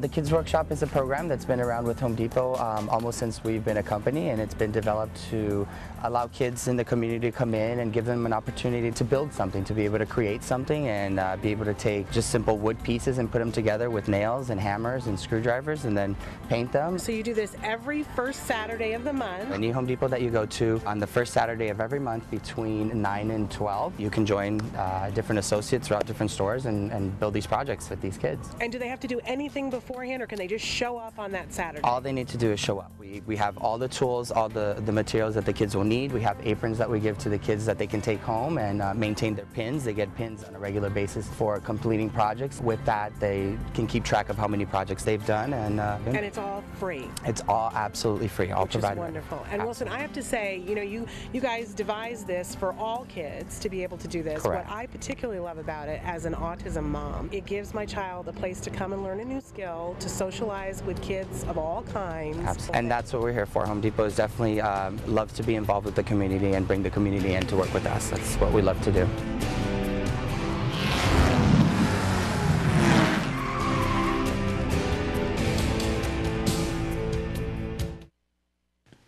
Welcome back to Autism Live. So we always have a question of the day, and today's question of the day was, what has been your greatest disappointment? And I know sometimes it's hard to talk about these things, but I do think we can't let it fester, right? There are disappointments on this journey. There's whether you have a child on the spectrum or not, there are some things in life that are disappointing, right? And I think it's worthwhile to talk about it so that other people see, okay, I'm not the only person who feels that way. We're all in this together, and get it up and out, right? So that we can move on to happier things. So you guys wrote in again, the question was, what has been your greatest disappointment? Somebody wrote in and said, my family's ignorance. You know, and ignorance is expected, right? I know I was ignorant before my child was diagnosed, and I had a really good friend who had a child on the spectrum, and I still remained in ignorance. And boy, it's a wake-up call to see how important it is to inform and be informed. And so ignorance, I try to be patient with ignorance. It's when people decide to remain ignorant that I'm really shocked and disappointed, right? Another person who said she doesn't talk, so I've never heard "I love you, mommy." I can't even imagine, because I know that I worried that that was going to be our case. And we finally got to the point where he said that, and he says it on a regular basis. And I want you to know, I know how lucky I am. Boy, I get it. But I hope that you have not given up. You know, there are some cases where our kids are not going to talk. It's devastating. I hate even saying it, but that is the case for some of our children, that especially when apraxia and other things are on board, there are some kids that we are not going to be able to get to spoken language.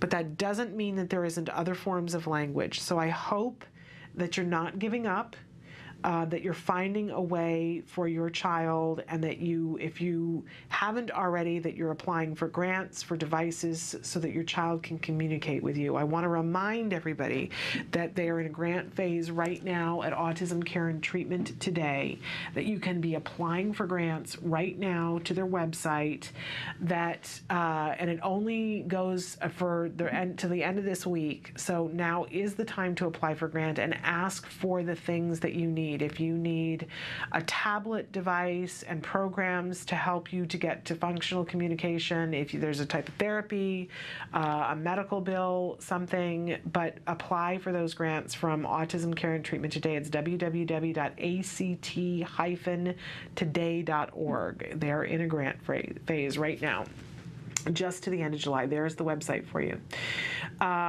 Okay. Another person who writes in and says, losing my mother from car accident in 2006.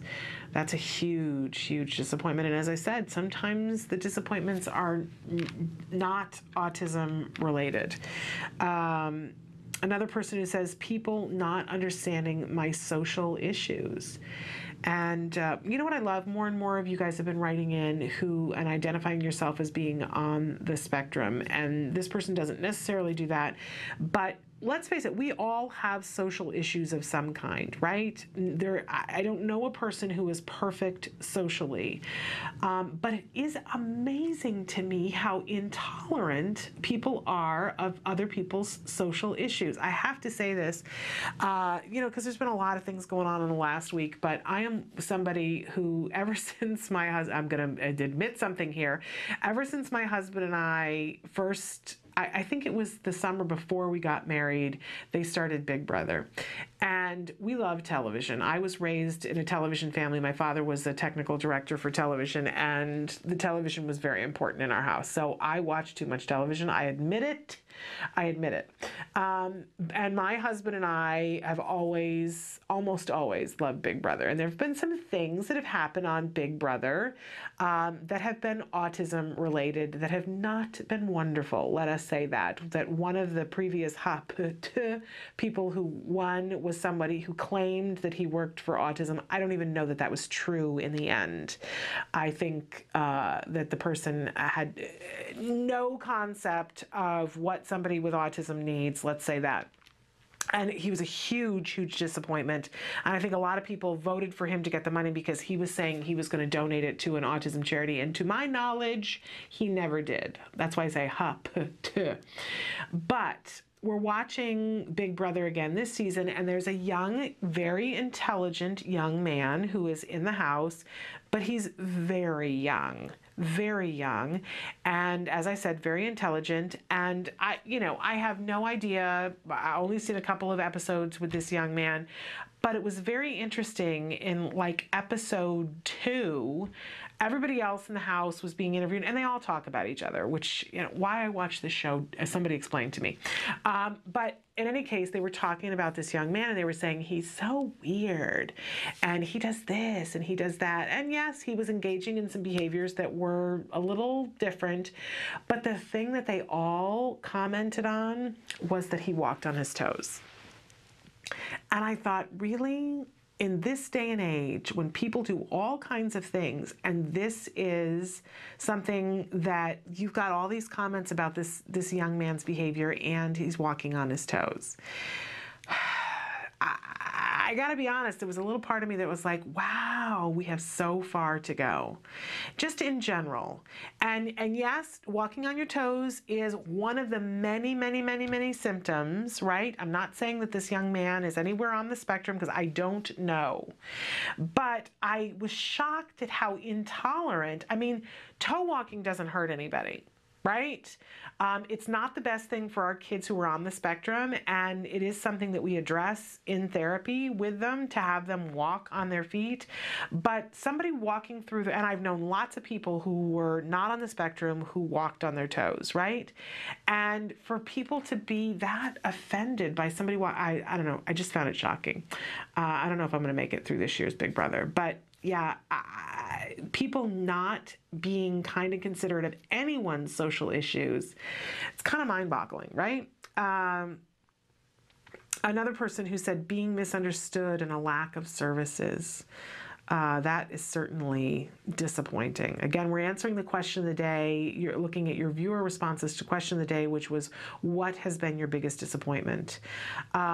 Somebody wrote in and said, I have never been disappointed in any of my children, but what disappointed me was the doctors telling me things would never happen for my child, and we beat the odds. I think it's really important to remember that doctors are just people, and a lot of times they are not as informed as they need to be in this epidemic. They just aren't. And, it's why I'm a big fan of saying parents' instincts, there's nothing stronger. You know better in most cases. Another person who says the lack of services there are in my community, and the fact that because we don't have a lot of money, most will just hang up on us when we are trying to get in to see doctors. Oh, you can pay all cash, and oh, you have Medicaid. Oh, sorry, we can't help your child who tries to harm himself. Right? And then the dial tone comes. That's really disappointing too. I hope that wherever you are, that insurance reform is either there or coming. Because I really hate to see you have to wait another year and a half. But we are all going to see that that dial tone thing is about to change. I wish it wasn't about the money. I really do. It just so frustrates me. And I've shared before in the show that I have a friend who says, show me that dollar sign over my child's head. Show it to me. If you can show it to me and I can see it, then I'll understand what your issue is. But until I can see it, then it isn't there. But unfortunately, for a lot of people, it is. And that's got to change, because, or maybe it's not going to change, and maybe it's just going to flip in an interesting way, because now there are going to be more and more providers, but it's going to be up to us to be picky and know how to get the most efficient amount of quality therapy without causing us extra stress, right? Terrible, but that's the game we got to play. Another person who says resources, feeling like I could never get him all that he deserves that could make all the difference for his future. And I got to say to you, we had the best of the most wonderful, and the state of California paid for it. There are still things, because time is always ticking. There are still things that I want and wish for my son, and you do what you got to do and you stay in the moment, but it's never going to be enough. I'm just going to tell you that right now. Another person who says the lack of truly qualified people, and there's more and more coming down the pike, but it's so important to be discerning, right? Yeah, the lack of understanding from strangers. People can be so cruel. Yes, they can.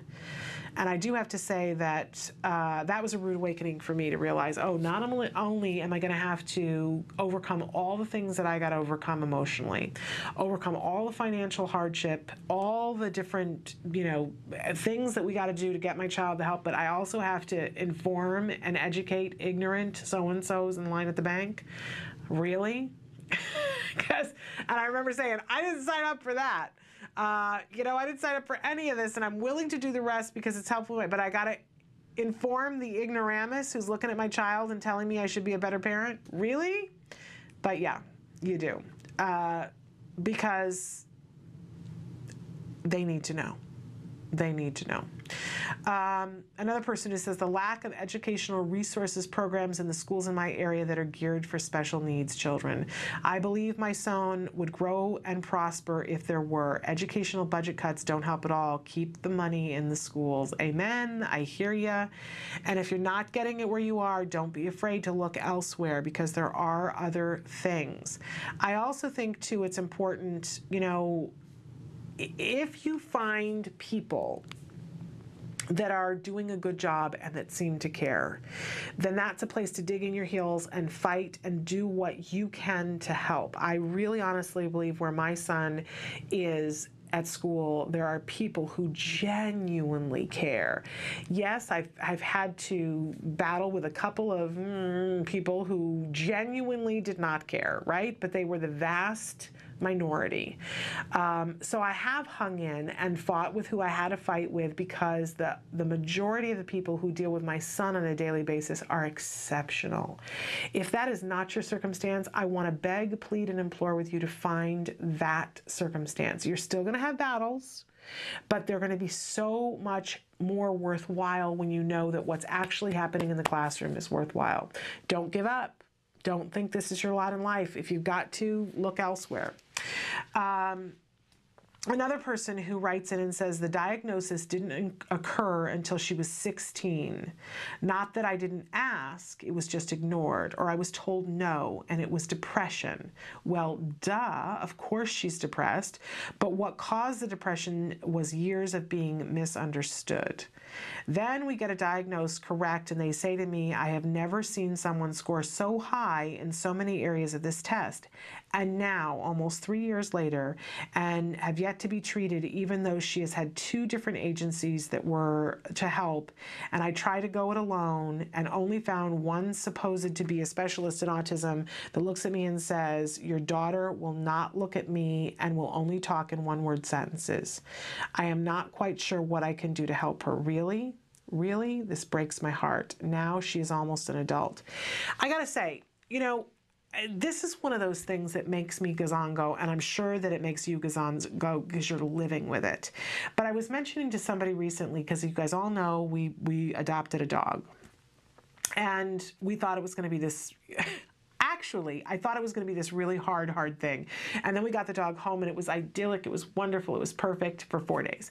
And then it all went south, right? Because we saw that in actuality, this dog had been traumatized and had some real hardcore behaviors that had to be addressed. And I started calling around to people and saying, who can help me with this dog? Because I know its behavior. I know it's based on something. Who can help me with this dog? And we had a trainer that I called and I said, here's what's going on, and outlined it for her. And she came to the house, took one look at the dog snarled at her, lunged for her, and she said, oh, I can't work with this dog until you get this challenging behavior under control. And I turned to my husband and I said, okay, now I know for sure this is not a coincidence what's happening to us, because this is what we dealt with autism. This exact thing, that at some point, I said, okay, here's what's going on. And then there were a couple of different people that we went to before we knew about ABA and before we knew about the Center for Autism and Related Disorders, and said, what can you do to help our child? And they were like, oh, well, we can't help this child because his behavior is too bad. Okay. I'm sorry, what did you say your expertise was in? I just told you that my child has autism and he's engaging in challenging behaviors and we need help because we can't teach him skills. And you're telling me that you can't work with my child because he's exhibiting these behaviors that we just told you was the problem? Yeah. It makes me absolutely nuts. And I think, you know, now because of where we are and because I found the people who know what they're doing, both with the dog and with my child, and it took a while with both, can I just say. And I realized that a dog is not the same as a child, and a dog having challenging behavior and a child having autism, vastly different things. But I'm just saying that, you know how they say the universe sends you a lesson and you got to keep doing it until you know you have it. And boy, did I really get it now that we were doing it in a circumstance where I was not as emotionally involved as I was with my child. It is so important that you, as quickly as possible, identify people who don't know what they're talking about, right? And go, boom, you are a waste of my time. You know, there are other things that come to mind that I would like to say to some of these people who say these things. But 16 is not too late. I know that services are so much less for a 16-year-old than they are for a 3-year-old. I know that. I get what you're up against. And then add on top of it that it's a girl, it's even less for you. That's your reality, but it's not your future and it's not her future. You are going to be awesome, and you're going to pave a way for so many other people because you're going to find what you need to do for this individual child. I would really encourage you to find yourself a really good ABA provider. In fact, I would start with figuring out where you live. Do you have insurance, and is there an age gap on it? Because you need to be someplace where there is not an age gap. Yep, in some states it passed, but it went up to a certain age.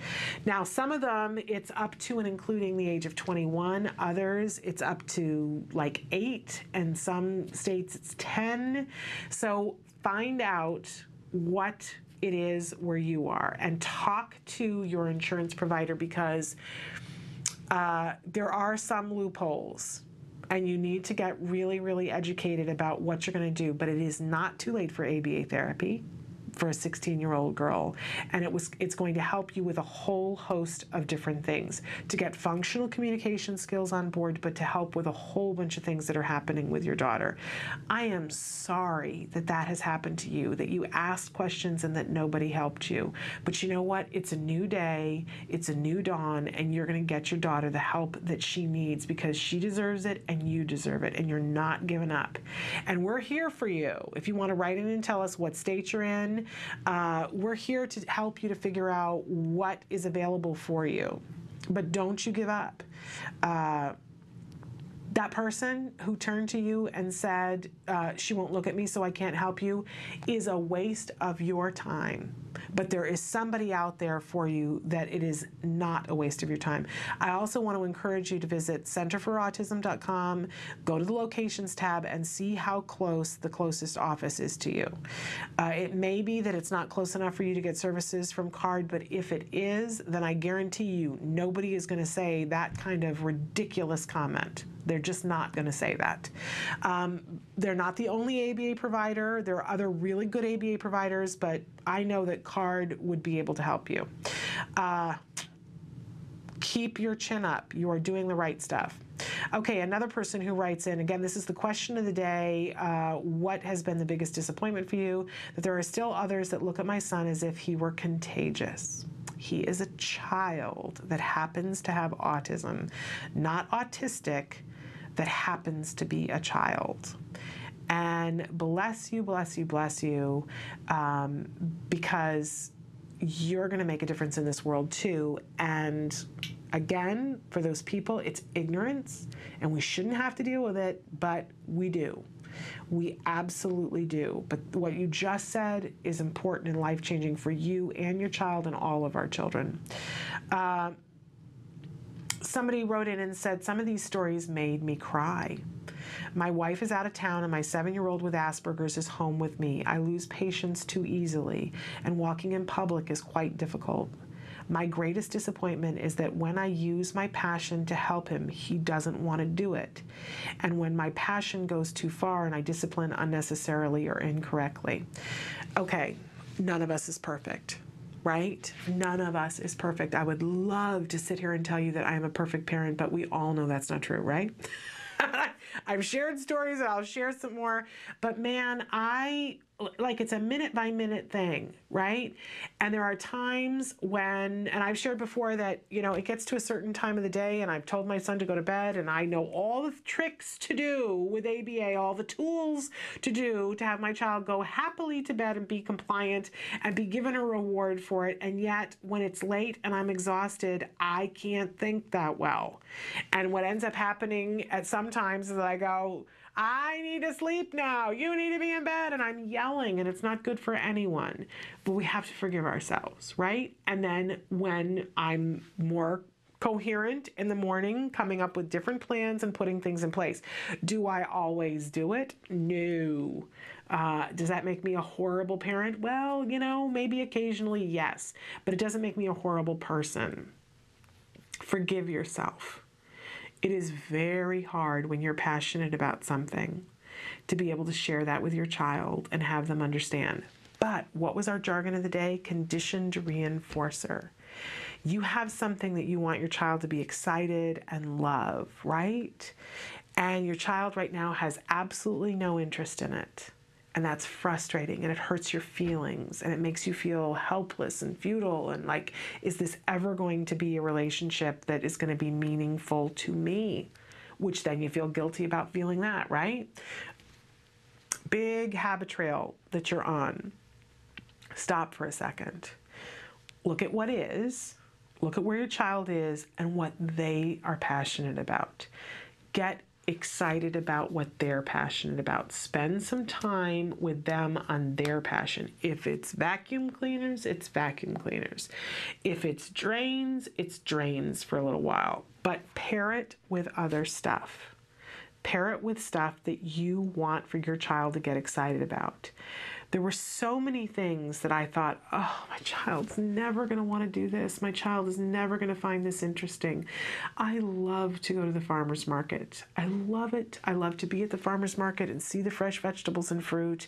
And I would daydream about, going with my child and having it be the most wonderful thing. And you know what? He didn't find it the most wonderful thing. He would freak out and tantrum and spoil my time at the farmer's market. But I worked with people who were smart, who said, pair it with things, pair it with things, pair it with things. Don't give up. It's not going to happen in 3 weeks' time, but keep pairing it. And now we go to the farmer's market every Sunday together, and it is the most luscious, wonderful time. And he loves going to the farmer's market with mommy. And it's a ritual that we have that didn't come out of nowhere. It took years of investment of time and making it reinforcing for him. But he loves it now. Put the time in. It will be worth it. Be patient as much as you can. Make sure that you have backup. It's hard if there's only one of you and somebody else is out of town. Forgive yourself and do better. That's all. That's all you can do. And love your child. Somebody else who wrote in and said, agreed to all of the above. There's so much. How could you choose just one? There's a lot that's disappointing. Another person who says, some of the therapists and teachers treating my daughter as she is something to fix and not as a child that just needs a little more guidance and help than the typical child. If there is such a thing as typical, I'm there with you. I love on Facebook over the weekend, somebody had one of those picture drawings. I love some of them. And it said, the little girl sitting there next to mommy and says, Mommy, what's normal? And she turns to the daughter and says, a setting on the dryer. That's what normal is. Gotta love that. Okay, in any case, this person wrote in and said how they look at the charts of a normal child and compare them to her. She's just another number to them. But we have found some great therapists and teachers on this long journey, and I thank Lord Jesus for putting those people in our lives. Stick with the people who are good, and the people who, I have gotten really good at pointing it out in the moment when somebody is talking about my child as if he is not somebody that is wonderful and fabulous, and I bring it up right then because I don't take it home and say, I'm sorry, but you were talking about my wonderful child who is an individual shall we try that again? You know? And people go, right? Another person who says, for me, it's a lack of support or understanding from family, and it's so sad. It is so sad. And I hope that you're getting that understanding and support from the people in your community, your friends and us, and, you know, write in and tell us, because you deserve all of our support. My greatest disappointment was when I went to purchase life insurance. They turned him down because they didn't know enough about it at the time, which this was about 5 years ago. But I did eventually get him some, but as a rider. We have to keep fighting together. God bless our children. We do have to keep fighting together. That I can't find a school in Athens, Georgia that can really teach and help my son, or affordable after-school programs for single mothers or struggling two-parent families. You know, and I'm going to look into Athens, Georgia. Thank you for bringing that up to me. I'm just going to make a note for myself that I'm going to look into that and see what I can find. I hope that you're checking with your local support group, but I'll look and see what I can find for Athens, Georgia. Another person who says lack of understanding from strangers, families, and his peers, and denial of coverage for therapies and services from health insurance. Yes, but that day is about to be over. I know I just got something in the mail, actually came for my son the other day, that there's a class action suit against the insurance provider that we had when my son was diagnosed with autism, that somebody has filed services because of their denial of ABA. Listen, these insurance companies are about to buy a really hard vowel. We've talked about this before on the show, that for years they were able to say we're not funding anything for autism because nothing's been shown to be effective, and enough people stood up and said that's not true. Look at the studies. ABA is effective, and that's why we have insurance change, and more is coming because they're not going to be able to hold out. So if it hasn't gotten to you yet, hold on and support the cause. Go to Autism Votes and check out where you are in your state and what can be done, but it is coming. It's inevitable. We're going to take a short break, and when we come back, we are going to be talking about our language tip of the day, so stick with us.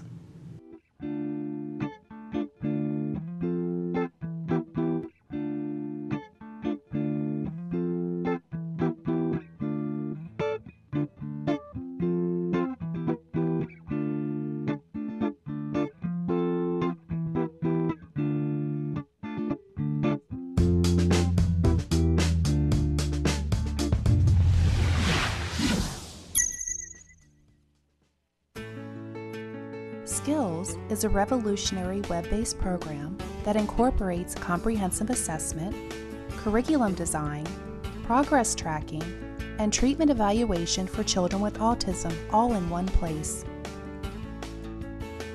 Developed by the Center for Autism and Related Disorders. Our approach is based on over 40 years of research on the principles of learning and their application to improving the lives of children with autism. How does Skills work? Created with speed and simplicity in mind, Skills was modeled on an easy 3-step process. Step 1. Start assessment. Step 1 begins with our intelligent assessment system, which consists of a series of questions. This assessment is essential to identifying your child's level of skills compared to their typical peers across all areas of development. This includes assessing social, motor, language, adaptive, play, cognition, executive functions, and academic skills. Every skill has an assigned age which indicates when the skill emerges during typical development. This means that each child is automatically presented only with lessons that are relevant to his or her age.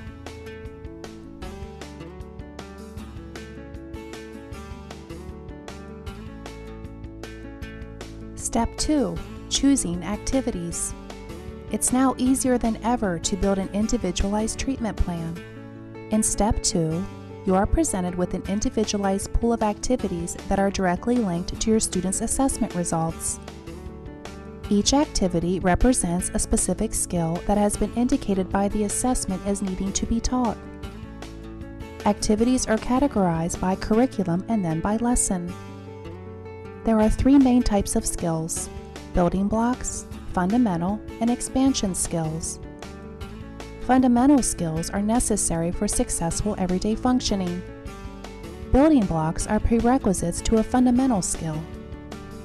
Expansion skills are non-essential skills, but may provide further enrichment in certain areas. After reviewing the activities available to you, you can quickly add your chosen activities to the treatment plan by simply checking the box and clicking the button. Step 3. Start treatment. Once you have selected and added the activities you want, you are ready to begin teaching. Skills provides you with all the tools necessary to design and manage an effective curriculum plan, such as printable activity guides that are customizable by the teacher, supplemental teaching aids including printable data sheets, teaching guides, visual aids, worksheets, and tracking forms, detailed IEP goals and benchmarks for each activity, brief and visually appealing video tutorials, a variety of treatment progress and clinical timeline charts, and lots more.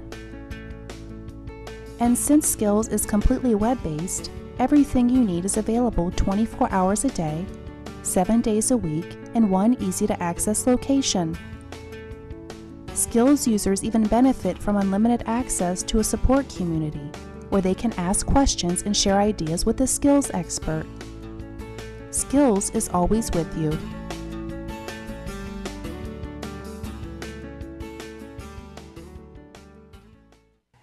Welcome back to Autism Live. I'm Shannon Penrod, and it's that time of the week when we do a language tip. I want to talk a little bit about how we get language started in a child who is not using their words enough. Now, let's talk a little bit about all the different places that a child can be in. It might be that a child is making utterances, they're making sounds, but they're not purposeful. Or it could be that the child is making sounds, utterances, but it's like, and they're pointing, right? Some children gesture, some children don't. It may be that the child has just a smaller vocabulary, that they're not using enough words for where they should be. Lots of different scenarios. There are some children who make no noise whatsoever. It's really important to know where you are medically if there's something preventing a child from speaking. So really important that a child be looked at from that perspective. But if we have a child who is making utterances, we want to work on manding. Manding is when a child, when anyone requests, I like to think of demanding. That's manding. So for a typically developing child, because let's remember that no children come out of the womb and are asking for things. It's a skill that they all develop over time. And there's that thing called the terrible twos, which is usually when the children are making the transition from, for 2 years, I've cried and you gave me a bottle, and now I've got to find the way to language to ask for the things so that you give it to me. It's a frustrating time for them. Imagine if you've been used to doing something a certain way and getting a certain result, and then all the rules changed, you'd be cranky too, right? Hence, we have the terrible twos. Now, for some kids that happens, before they're 2, and for some kids it does not happen. And for our kids on the spectrum who have a language delay, in a lot of cases, we'll see that the kinds of behavior that goes hand in hand with the terrible twos will continue on, because imagine that frustration. Why am I not getting what I want? It used to be, come on, we set this up. I cried, you patted my back, you bounced me up and down, you stuck a bottle in, and you took care of my every needs, and now it's not working. And I don't understand what you're saying to me, and I don't understand what I need to do to get what I need. It's 100% clear to me I want that cookie on the shelf, and I'm crying, and I'm throwing myself on the floor. Why am I not getting what I want, right? So we need to up the child's ability to mand, to request for something. Now, a mand can come in a lot of different ways. A mand can be spoken, a mand can be a gesture or a sign or pointing to a picture of something. And they are all manding. And there is not, I know as a parent who went through this very scary phase with my child where I thought he's not going to speak. I know that we all have that desire. We have a fear that our children aren't going to be able to speak, and we have the desire for them to be able to speak. But I want to remind you, something that we talk about a lot is that excuse me, it's so important that we get manding on board, that if a child is really struggling with it, if you see that you've started trying a manding program and the child is really struggling and it's causing more frustration than anything else, then back off of having it be spoken and move on to gesture or to sign or to pointing to a picture for a period of time. What we know from research is that once the child learns how to mand in one way, they are more likely to gain language faster. That doesn't mean that all kids are going to gain language, but if they are going to gain language, it's going to come faster for them if they were able to do it in another way first. So we want our children to mand, which means that we really have to set a standard for ourselves that everything the child gets, they have to request. Everything the child gets. I know it seems harsh, but remember that we're going to reward approximations. What do I mean by that? So if the child is pointing for the cookie, they see the cookie up on the counter and they're pointing, right? Now the child already can point. That's good, because not all kids can, right? So we're going to be happy about that, and they're making the noise. So we're going to take the cookie and bring it close to them, and they're getting all thrilled because they think they got the cookie. We're not trying to tease them, but we're trying to make sure that that's the thing that they want. And then we're going to retreat the cookie a little bit, point to the lips, and we're going to say cookie. Now, is the child going to say cookie? Probably not. But if the child says "gah," great. Reward that approximation and give them the cookie instantaneously. Instantaneously, because the child's musculature is not caught up, right? They're not going to be able to say cookie. They can't say oscillating sprinkler either.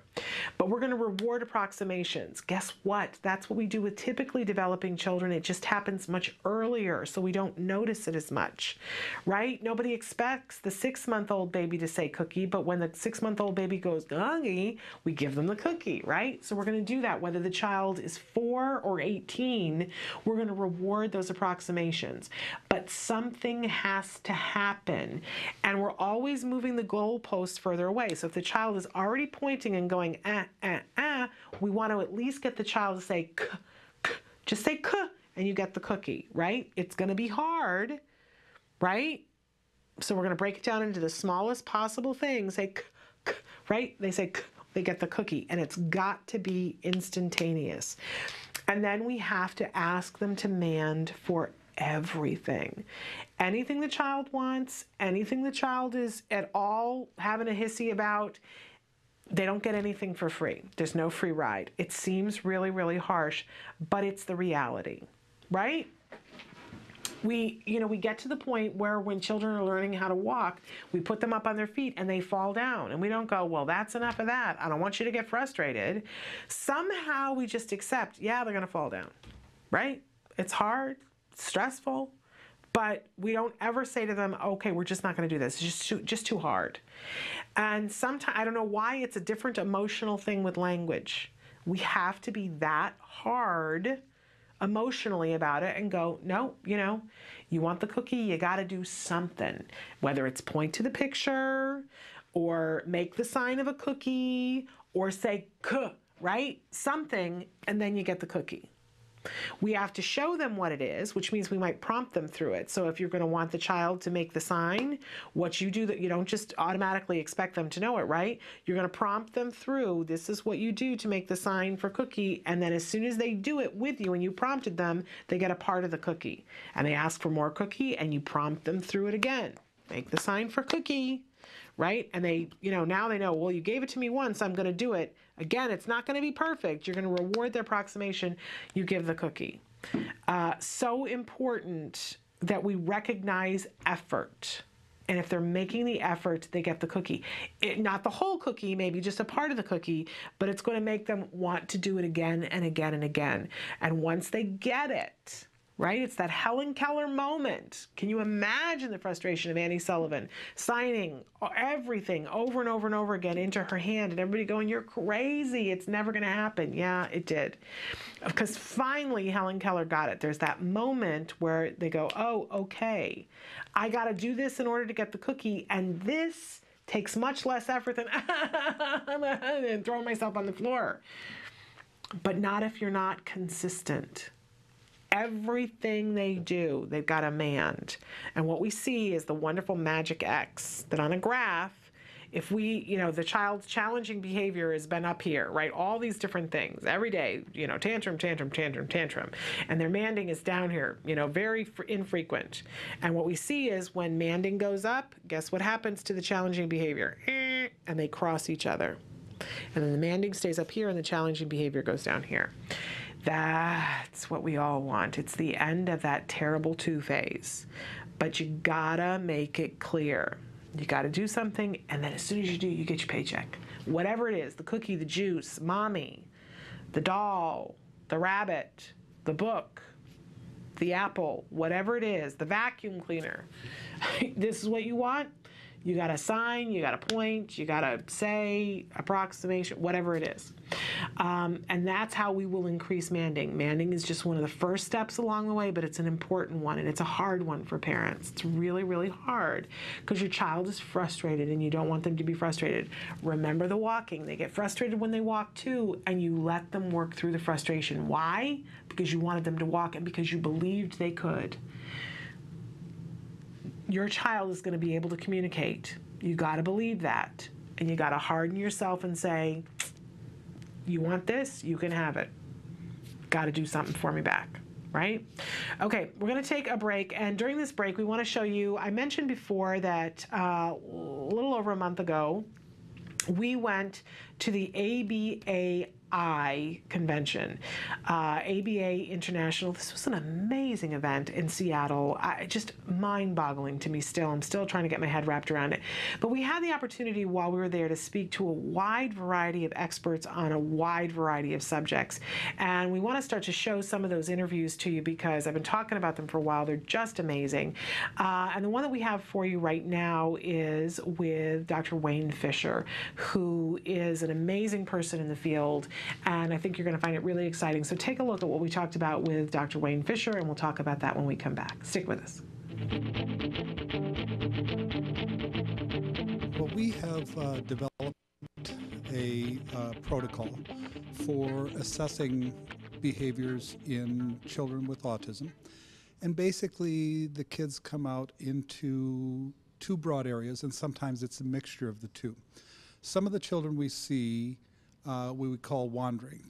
They haven't learned the skills of knowing that you're supposed to stay close to mom or dad, walk next to them, not walk off on your own and just wander off, or stop and look at things and not notice that mom or dad has kept going and turned around the corner and are now out of sight. Typically developing children have what we call stranger anxiety, and it seems to be have a biological basis, and they learn to stick very close to mom and dad, especially at a very young age. Kids with autism are much less likely to show that sort of thing, and so we see this wandering behavior more often in young children with autism than in typically developing kids. So that's one group, is what we call the wanderers. And then there's another group of kids that kind of bolt or elope. And these are children who typically do it for a reason. There's a goal. Sometimes that is when we try to get them to do tasks that they don't like doing, they run away from us. Other kids, when we're not providing attention, they run away to see if we will react to their running. And other kids will run to gain access to what we call tangible items. And sometimes that is just running to get to the playground, like typically kids would do, but doing it, more intently, oftentimes not watching, not when they cross the street, could run in front of a car. And then also we sometimes see kids bolting for tangible items that are kind of unusual, that the children with autism often have unusual interests. And so we may have a child with autism who is bolting to pick up an unusual looking rock or to go to the elevator and press and stim on the buttons. We had one little guy that would go to the soda machine, and big, fancy colored lights behind it, and he'd go and tap on it and look at it and listen to it and engage in self-stimulatory behavior on that particular object. But that was where, when he ran away to that. And so we've developed a set of procedures for looking at the kids, starting with a descriptive assessment, where we have them walk along a prescribed route, and sometimes we bait the prescribed route with things that might tempt a child to run away to get to. Sometimes we give them demands to see if, while we're walking with them, if we're telling them to do things, tuck in your shirt, comb your hair, are they more likely to bolt to get away from those tasks we're asking them to do? And so we've developed this set of walks that help us to determine, are these children just wandering and don't know when they should stop with us or walk with us? And then we have a set of treatments that are matched to the function or the purpose of the child's elopement or wandering or bolting. The treatment that we prescribe then is a very skill acquisition based treatment to teach the child that they need to stay within arm's length of the adult they're walking with, and we have specific procedures for doing that training. If the child tends to be a bolter, then we do a functional analysis to understand why they're bolting, what they're bolting to get, what is the goal or outcome that is reinforcing the behavior, and then we develop a specific intervention to address that function or that purpose. I would imagine, though, that the assessment that you do, those directed walks, are things that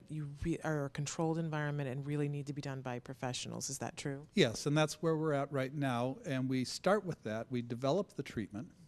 We teach the child when it's safe to go and do things, when it's safe to move away from the adult, and then we train the parents to implement the procedures.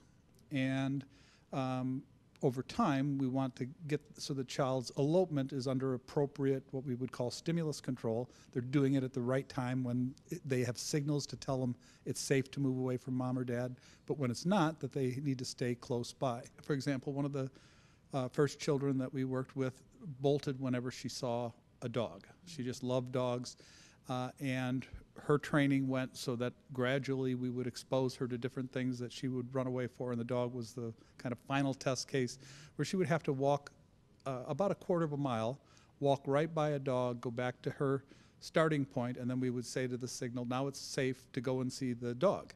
And we arranged so that that would occur in a safe location, inside a fence, and make sure it's a safe dog to be around. But to teach them that, yes, sometimes it's okay to run and go see a dog, and sometimes it's not, and here's when it is appropriate, and here's when it's not appropriate, and teach those skills, and then teach the parents to be able to implement that protocol. We hear a lot from parents who give up. They feel like they're never going to be able to stop a child from eloping, and we always like to give them with hope. What kind of success do you have? Sure. We recently pulled together the data from about a dozen cases, and the average reduction in elopement was about 95%. In all cases, we were able to reduce elopement by at least 85%. So in the vast majority of cases, we can greatly reduce this. In some cases, reduce it to zero, but in the most cases, reduce it to a great deal and make it much more manageable for parents. Welcome back. That was Dr. Wayne Fisher talking to us about elopement and wandering. This is such an issue for so many of our kids on the autism spectrum. And what I found so fascinating, whenever I'm around BCBAs who have experience with autism, is their matter-of-factness about the fact that they have tools to help our children. I wish that I could send all of you to go and spend some time with these people, because just like we had Angela Persicki in a couple of weeks ago talking about toilet training, because she mentioned just in passing, and she said, you know, we were at this parent event and there were a lot of parents, and she said it was really interesting to us because they were asking a lot of questions about toilet training. And she said, you know, and we were thrilled to give them the information because, of course, we know we have the answers to toilet training and that we can, you know, we have a process through which we can train any child to toilet train, and that we know we can do it. And it was just that. And I said, really? You know you can train any child? And she was like, oh, yeah, of course. We know that, you know, there's a set of circumstances and we have to vary this and that, you know, for different things with different, but yeah, absolutely. We've never had a child that we haven't been able to toilet train. And you just go, oh, you know, it just gives me so much hope. And being at this ABAI conference and talking to people like Dr. Wayne Fisher about things like elopement, and you see, oh, okay, you know, and we're segmenting it into these different categories of, you know, why is the child doing this? And here's the way we address it and change this. And of course, you know, and he says in a lot of cases that we get it down to 95%, and in some cases we get it down to 0, you know, that we've eliminated that much of the elopement, which, you know, is nothing to sneeze at, because for a parent, of course, you know, that's still that 5%, and I think we're all extra cautious because it's every parent's nightmare. Every parent's nightmare. You know, my son is 9 and he's doing really well, and I can walk away from him in a store now. He's at that age. I still panic if I turn around and I don't see him. You know what I mean? And I don't know at what point I'm going to progress out of that. I really don't. And it may not happen. It may not. That's okay.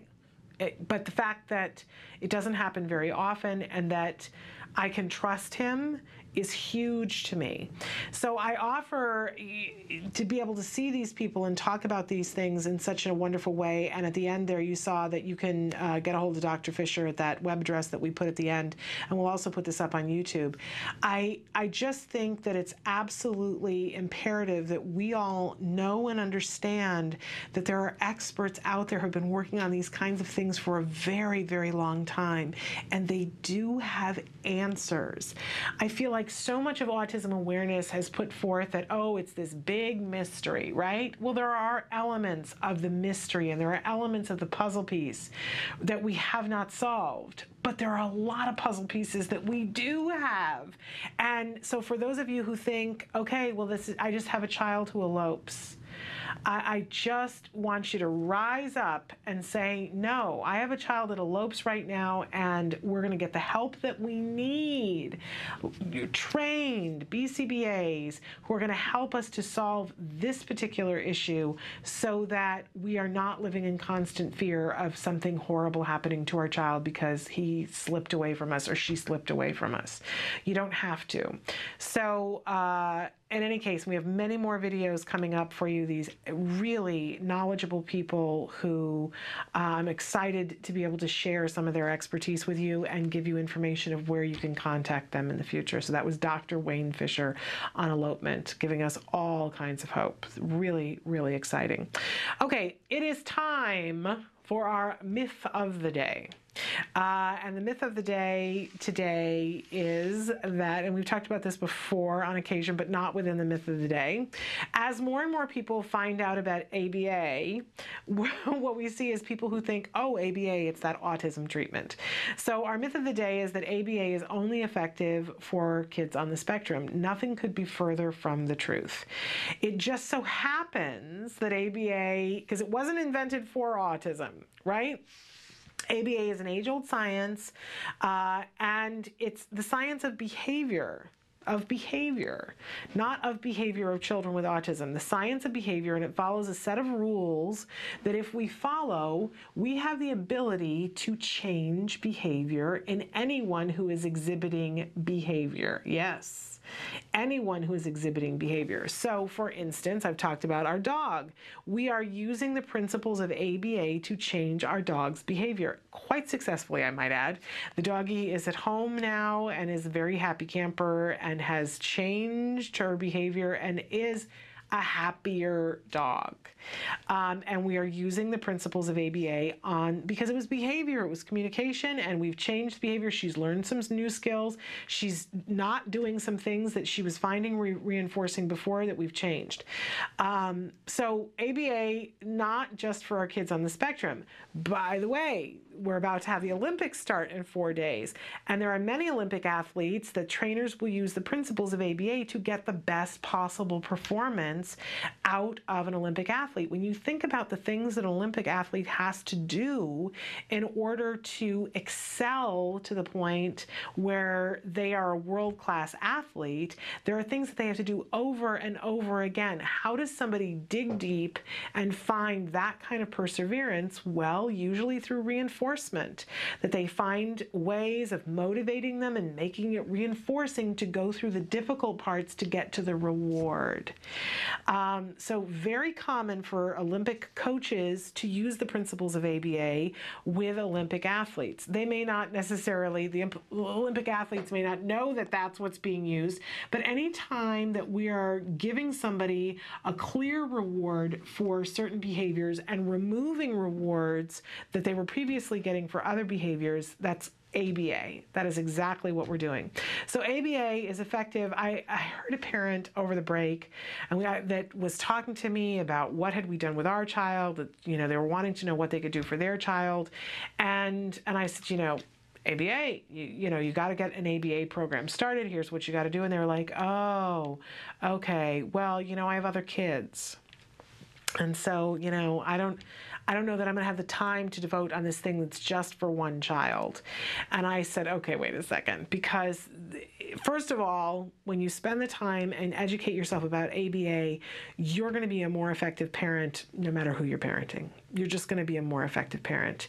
You're going to be a happier parent. Your kids are going to be happy. You're going to have more compliant children. If you're following the principles of ABA and applying them in a creative way to your individual child, you are going to see that everybody is happier. It's just a byproduct.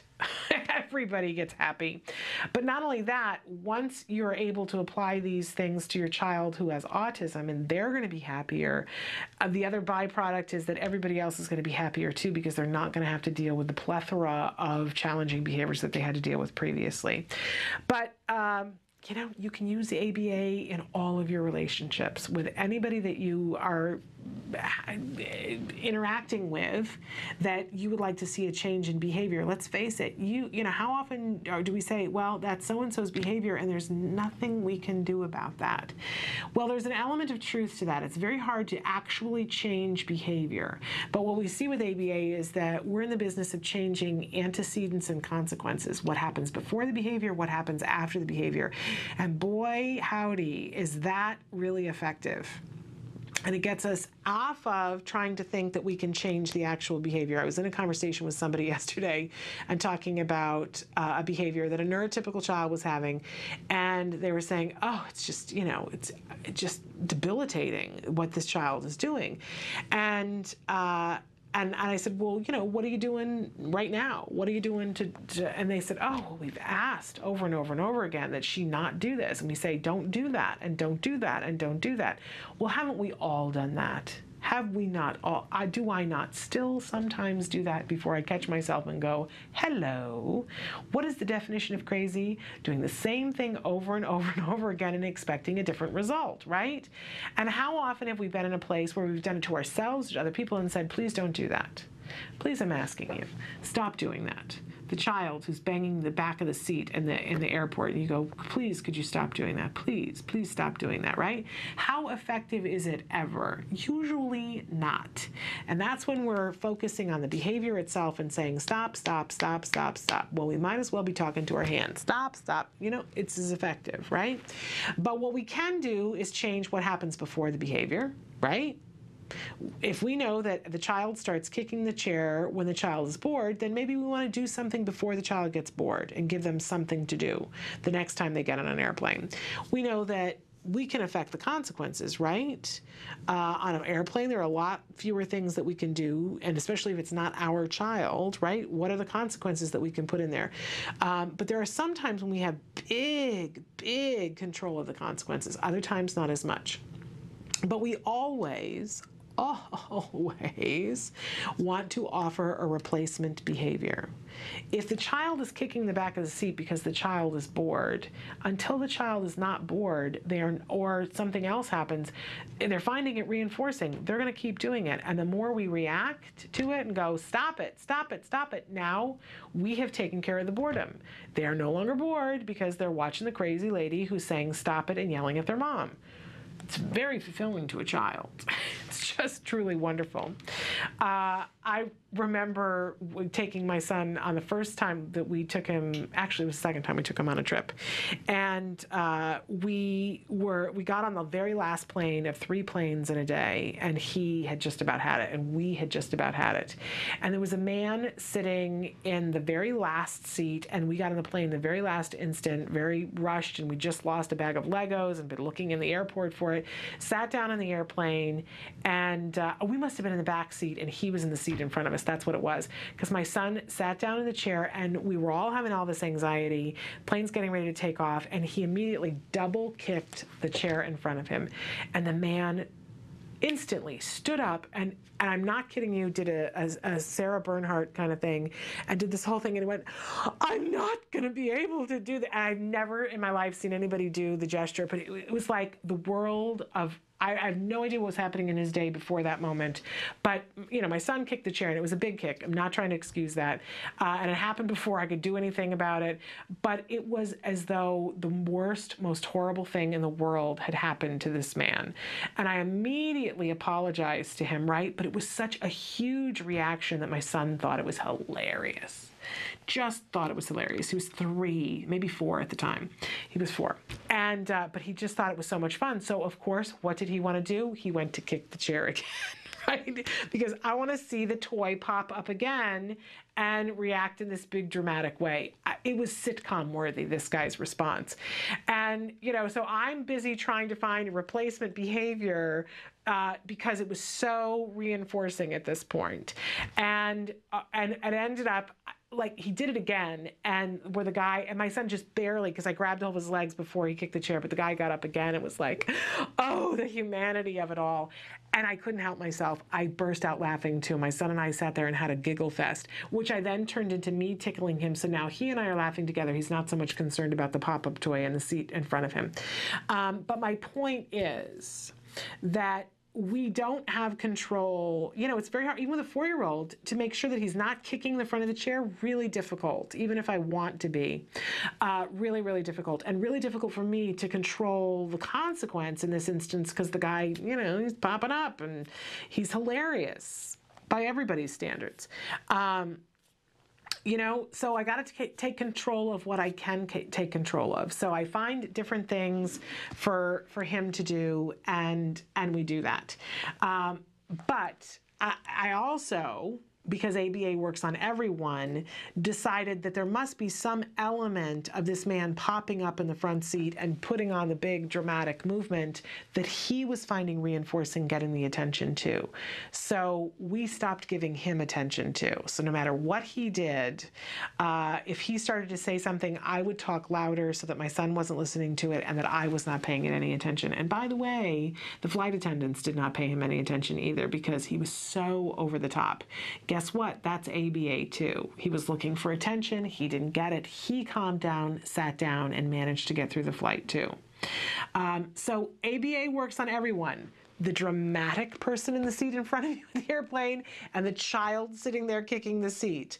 It works on everyone. So ABA, very effective tool for all of us all the time. That's our myth of the day. Stick with us. We're going to take a break and be back in just a minute.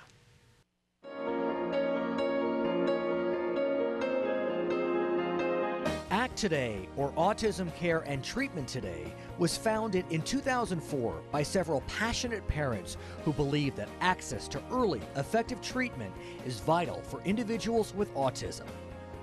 Together with Dr. Doreen Graham-Pache, the world's leading provider of therapy for autism, this group created ACT Today to do just as the name implies, take action immediately to treat autism spectrum disorders. A lot of families and parents and even physicians don't yet accept the fact that we are recovering children with autism. In 2006, inspired by her struggle to get treatment for her young son Wyatt, television producer and author Nancy Alspaugh Jackson and her husband Reed hosted a backyard benefit for the foundation called Denim and Diamonds for Autism. Tens of thousands of dollars were raised, and in 2008, Alspaugh Jackson took the helm of ACT Today as executive director. This country has to come together to save a generation of children. With a dedicated board of directors, a small but committed staff called the A-Team as in autism, ACT Today is making a huge difference in the lives of children across the country. Grants that fund programs for behavior therapy, special needs schools and summer camps, medical needs like diagnostic tests and special diets, basic safety equipment such as helmets for children who repetitively bang their heads, and fencing for those who wander, assisted technologies and assistance dogs. Hi, my name is Max, and I love my iPad too. It's so great. I can take photos. In 2010, ACT for Military Families became the first national campaign to benefit military children with autism. I'm Joe Montaigne. As a father of a daughter with autism, I know the challenges that brings. ACT Today continues to educate and raise national awareness on the need for early and intensive intervention for an epidemic that affects at least 1 in 110 children. I called on November 1st, and I'm like, how am I going to get notified? How are you going to let me know? And they ended up looking, and they informed me that he had received the grant, which was like a blessing from above. ACT Today, fulfilling its mission of helping families with autism, one child at a time.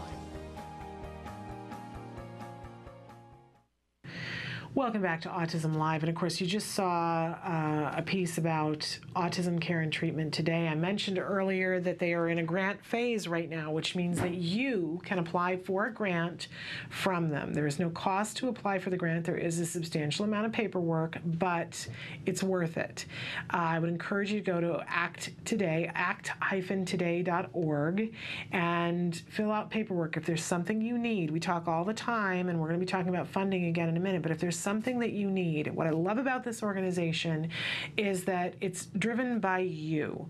If you need help with co-payments, if you need help with your deductible, if you need help with, you need a trampoline, or you need a fence, or you need ABA therapy, or if you need a scholarship for skills and CARDI learning because you want to give it to somebody who's working on your team, or you want to give it to your child's teacher, those are all things that you can fill out a grant for. You saw the child who got an iPad. So what is it that your child needs? Because our children are all different, and our needs are all different, and what we're able to provide for our children vastly different, right? It's not a level playing field. So I love that the organization doesn't decide it for you, that they ask you, what do you need? There are only a couple of times a year that they take grants. They're in a grant phase right now, just until the end of the month, so please write in for a grant. I also have to say, the lovely Nancy Alspaugh Jackson, who is featured on that video, who is the executive director of ACT Today, she is my co-host of Let's Talk Autism with Shannon and Nancy, a wonderful hour that we do on this program every Wednesday at 11 o'clock Pacific Standard Time. This Wednesday, we are going to be joined by Holly Robinson Peach. She's going to be here with us in the studio. If you have questions that you want to ask Holly, of course, you can ask them the day of, or you can be writing into us right now at the email address that Emily's going to put up on the screen for you, and ask your questions of Holly. I believe we're also going to have rapper Ricky J with us that day as well, which we're excited about as well. So that's Let's Talk Autism with Shannon and Nancy this coming Wednesday at 11 o'clock Pacific Standard Time. Also, for those of you who are friends of the program who were watching, I just took the last week off, but before that, the most recent episode of Let's Talk Autism with Shannon and Nancy, I mentioned that Nancy wasn't able to be with us, that she had a family emergency, and her father passed away. And I just wanted to send out our thoughts and prayers and love to Nancy at this difficult time for her family. And I know that likewise, you guys feel the same. She's a remarkable woman. She will be with us on Wednesday. But in this very poignant time, our thoughts and our prayers are with her.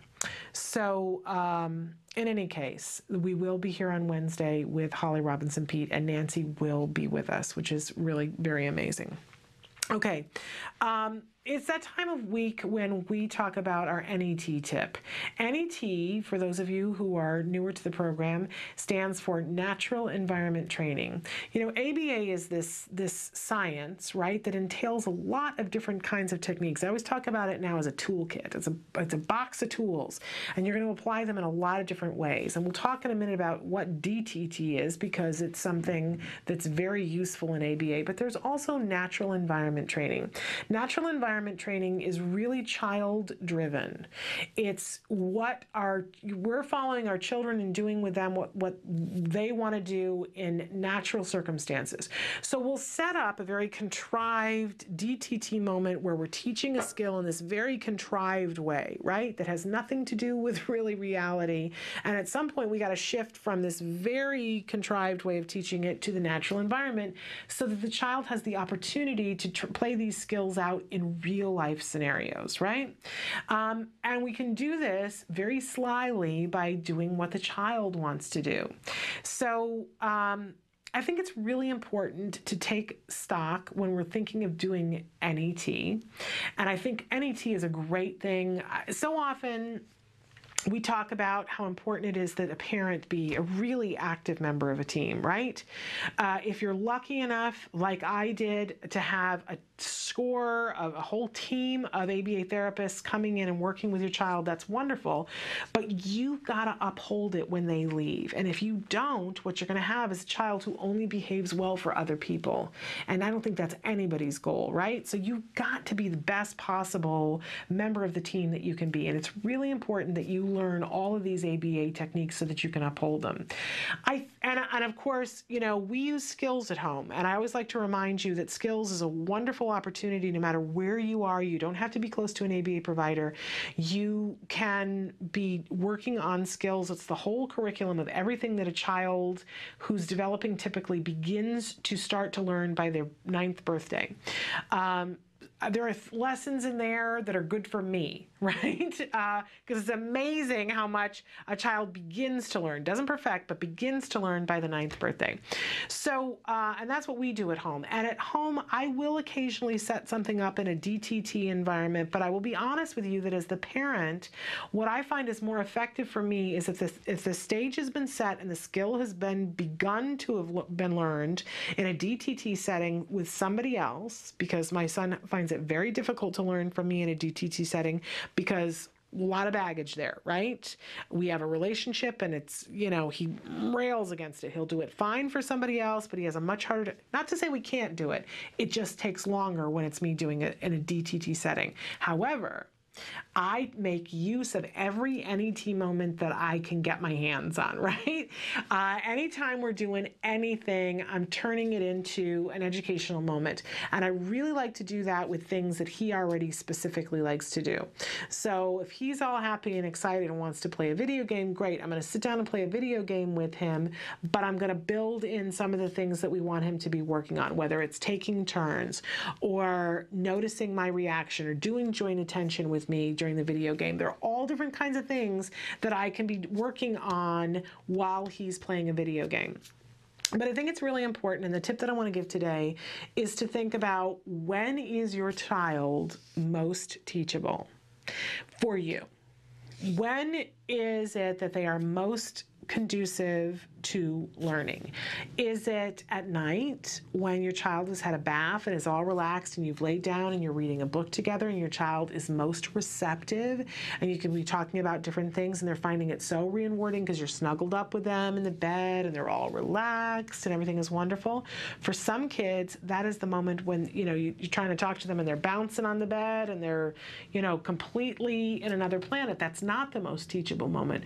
For some kids, the most teachable moment is when they're already in their car seat and you're driving someplace and they're a little bit on the bored side, and so their receptive language skills are much higher.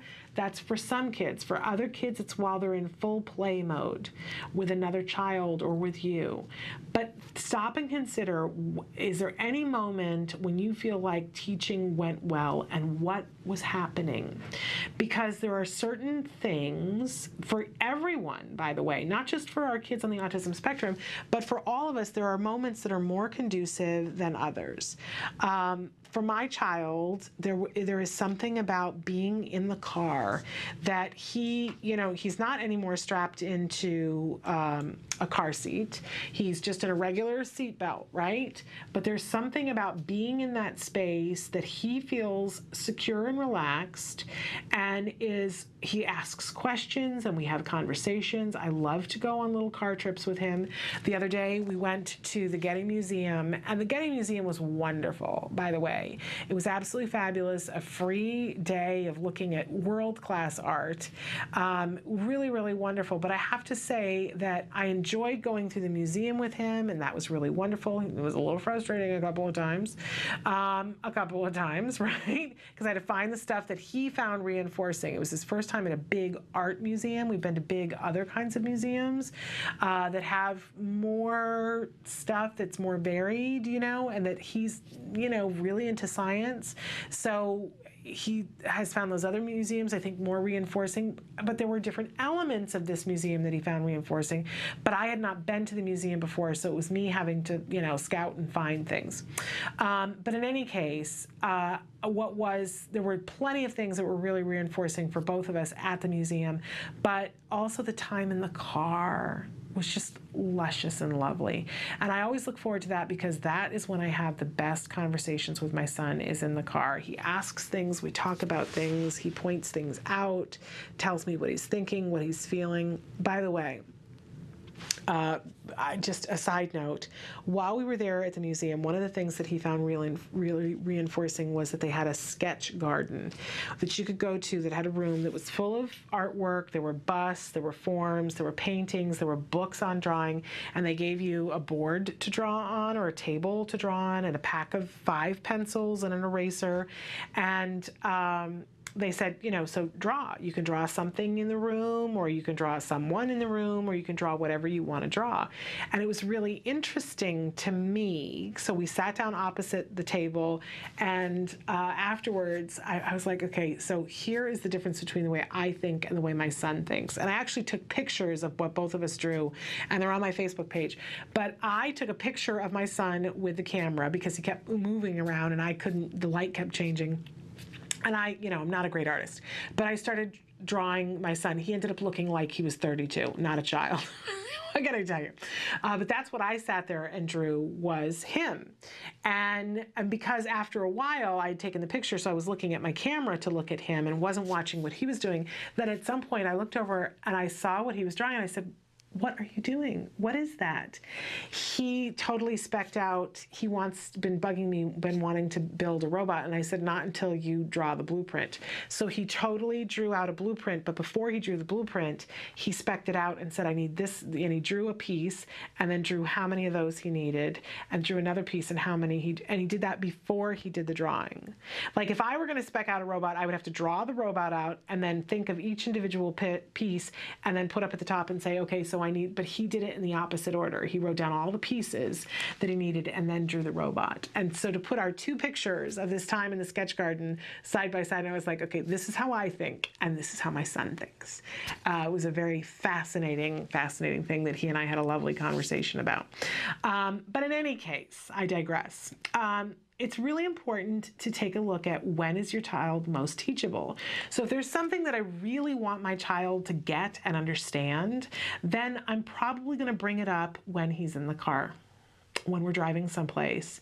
And I'm going to start the conversation then. It's not going to be the only time I have the conversation. I also know that when we're reading in bed at night, that's another key time for him that is a great educational moment. So I might bring something up in the car and then address it in the reading that we do at night.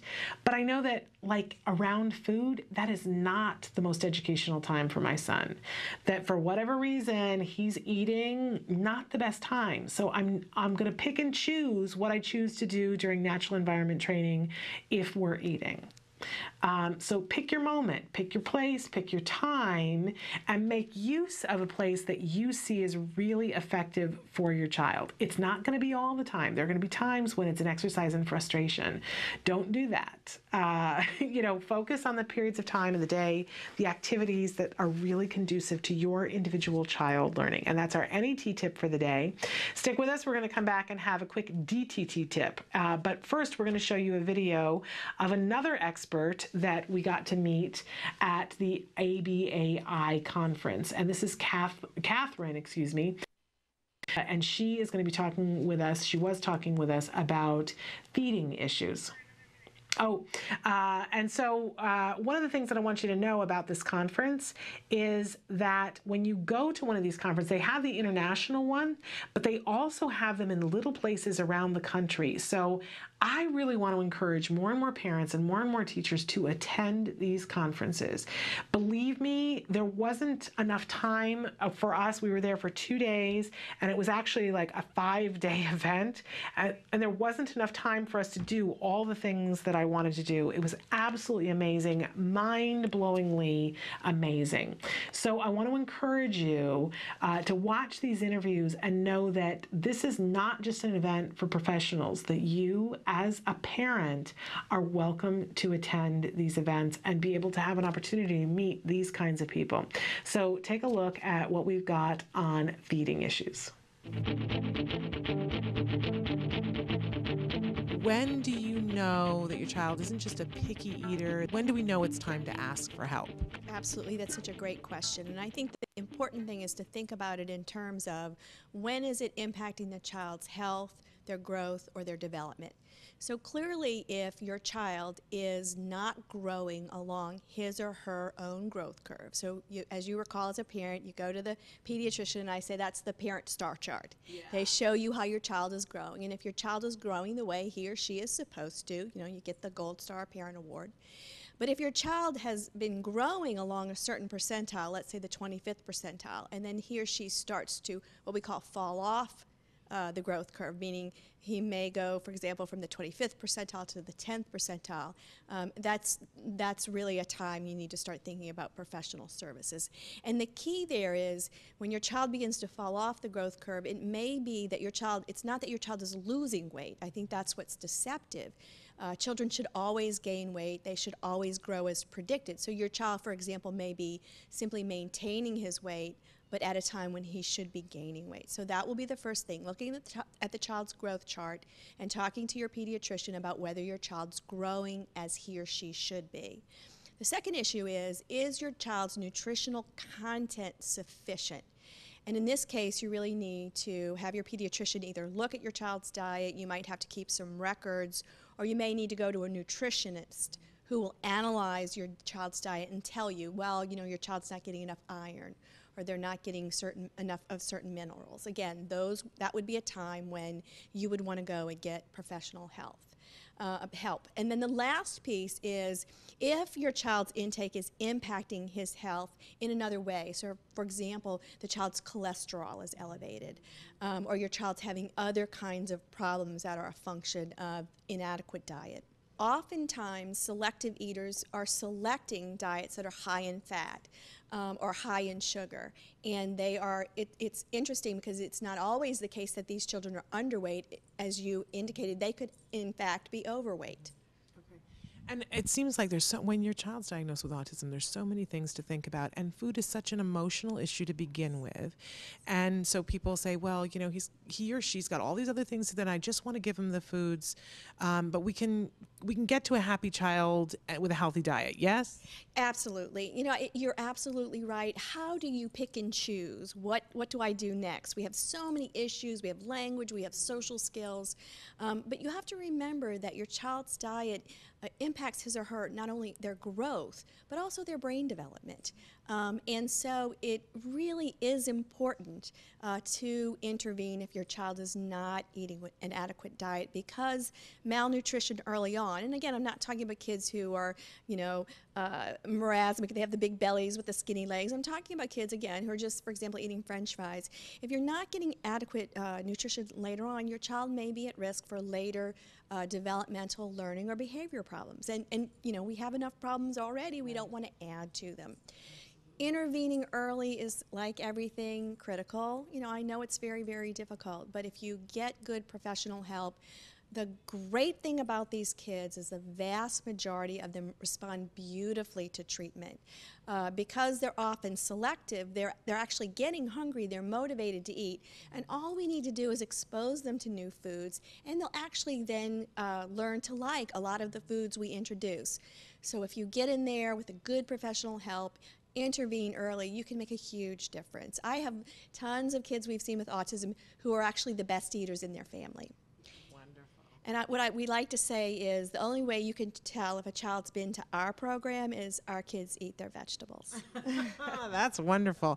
And so if somebody's determined that it's time to get help, let's start with, how can they get help from your organization? They can go on our website at the unmc.edu. And we have a page for pediatric feeding disorders, and we actually have an application for the screening process. They can go online and fill that out, and someone will contact them to schedule an appointment. We actually can do some evaluations by telehealth. So for parents who are at a long distance, we have been able to evaluate them without them having to come to our program. And we actually do deliver some services via telehealth. Now, if the problem is very, very severe, we may have to have the child come to us, at least for some period of time, to make a little bit of a difference in the behavior, and then follow the family via telehealth.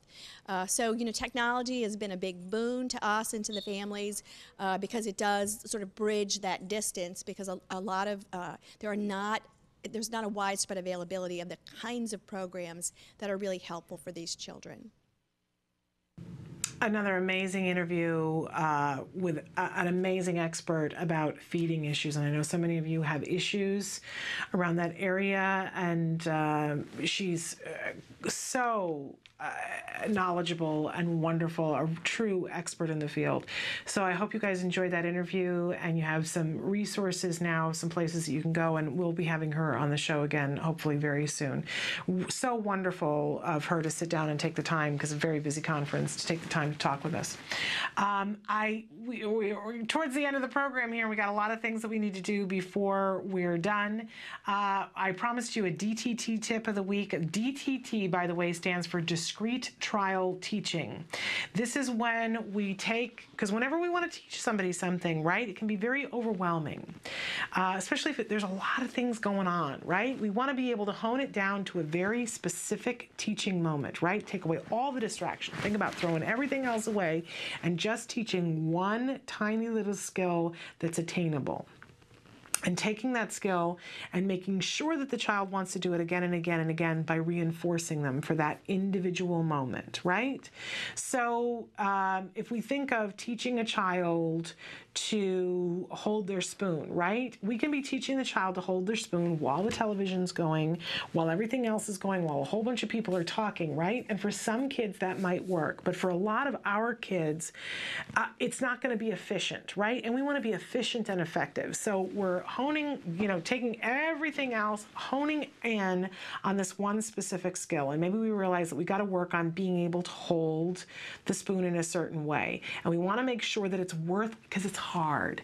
We want to make sure it's worthwhile for the child to do that. So we're going to put their most favorite thing into a bowl, and we're going to make sure that it's liquefied enough so that they're really going to need to use the spoon, that it's not going to work using their fingers. And we're going to show them how to hold the spoon and what the motion is, and we're going to reinforce it with praise and with the food that they want and any other thing that we know is really going to get the job done. But we're not going to teach everything under the sun at the same time. We're just going to teach this, and we're going to do successive trials over and over and over again, giving them the opportunity to show them what the skill is, and we're going to prompt them through it, and we're going to reinforce them for it so that they begin to get the skill.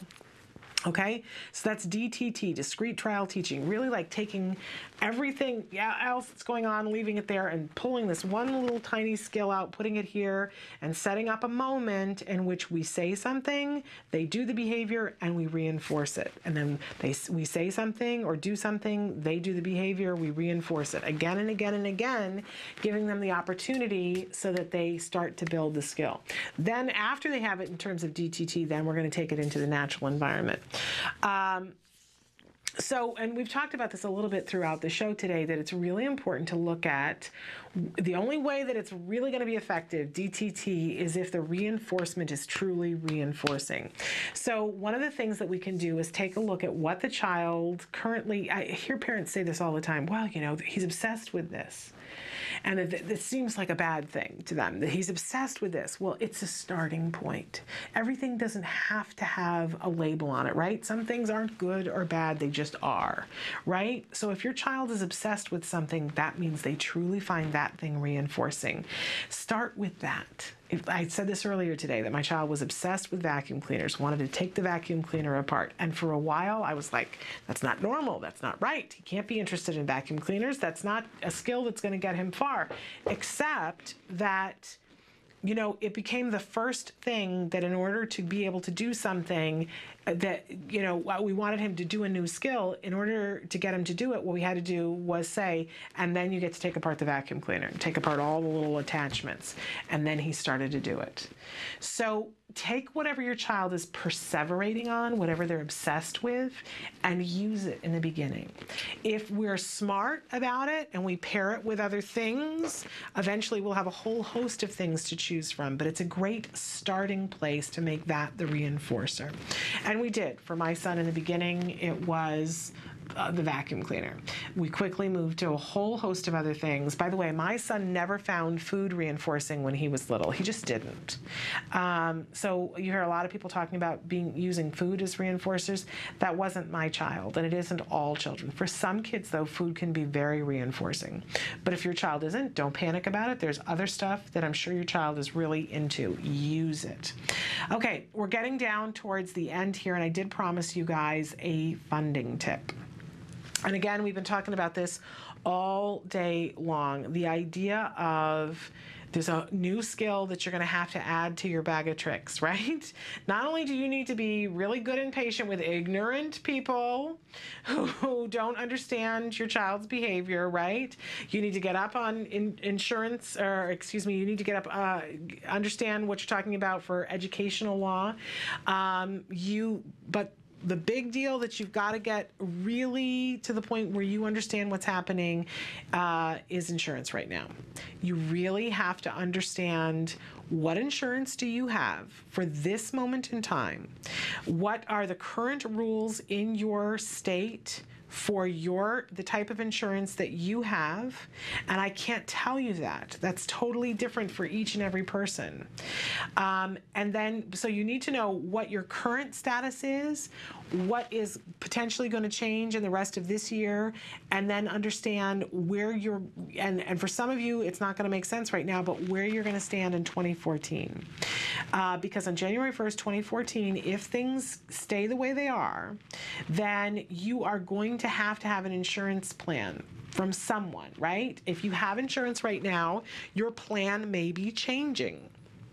Because as of 2014, your plan has to include those basic services, which ABA is included.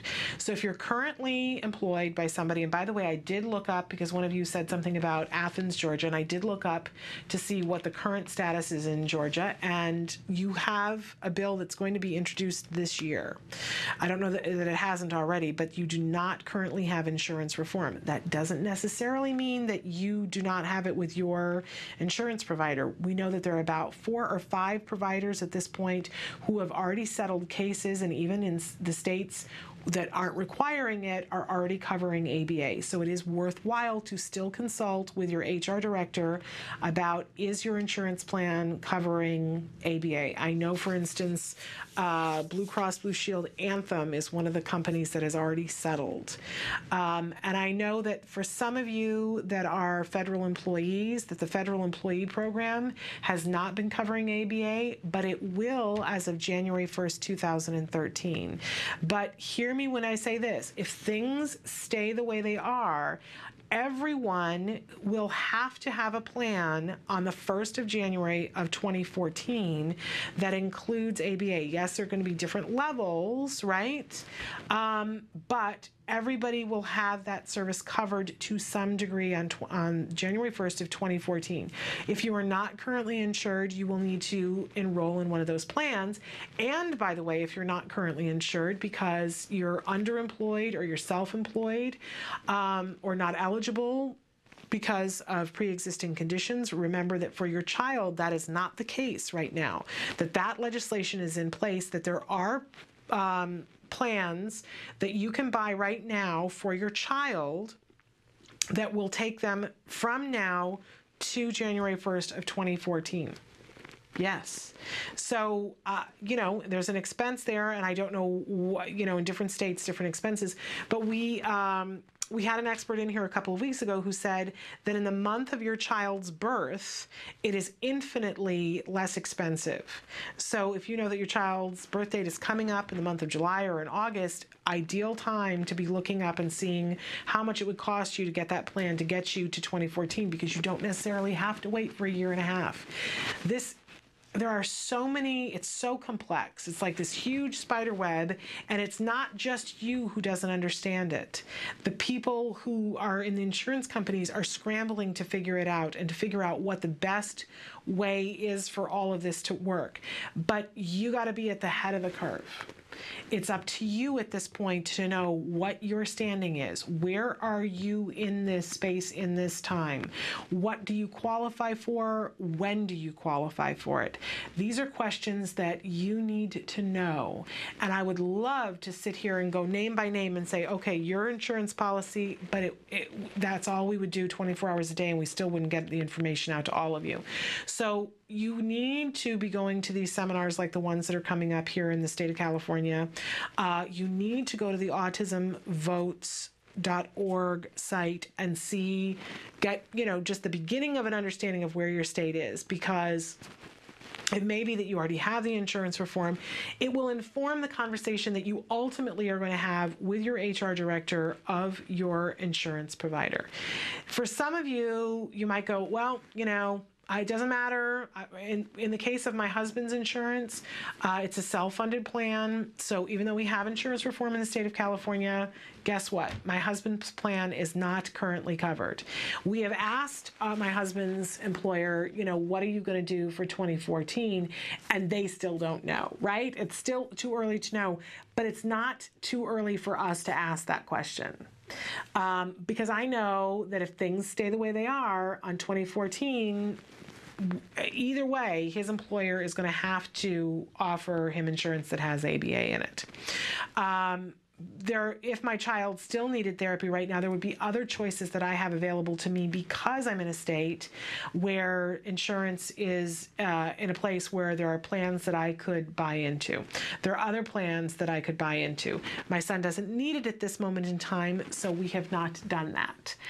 But for you, wherever you are, to know that there are so many variables. There are so many variables, and you've got to start to ask the questions. Start with autismvotes.org and then go immediately to your HR director.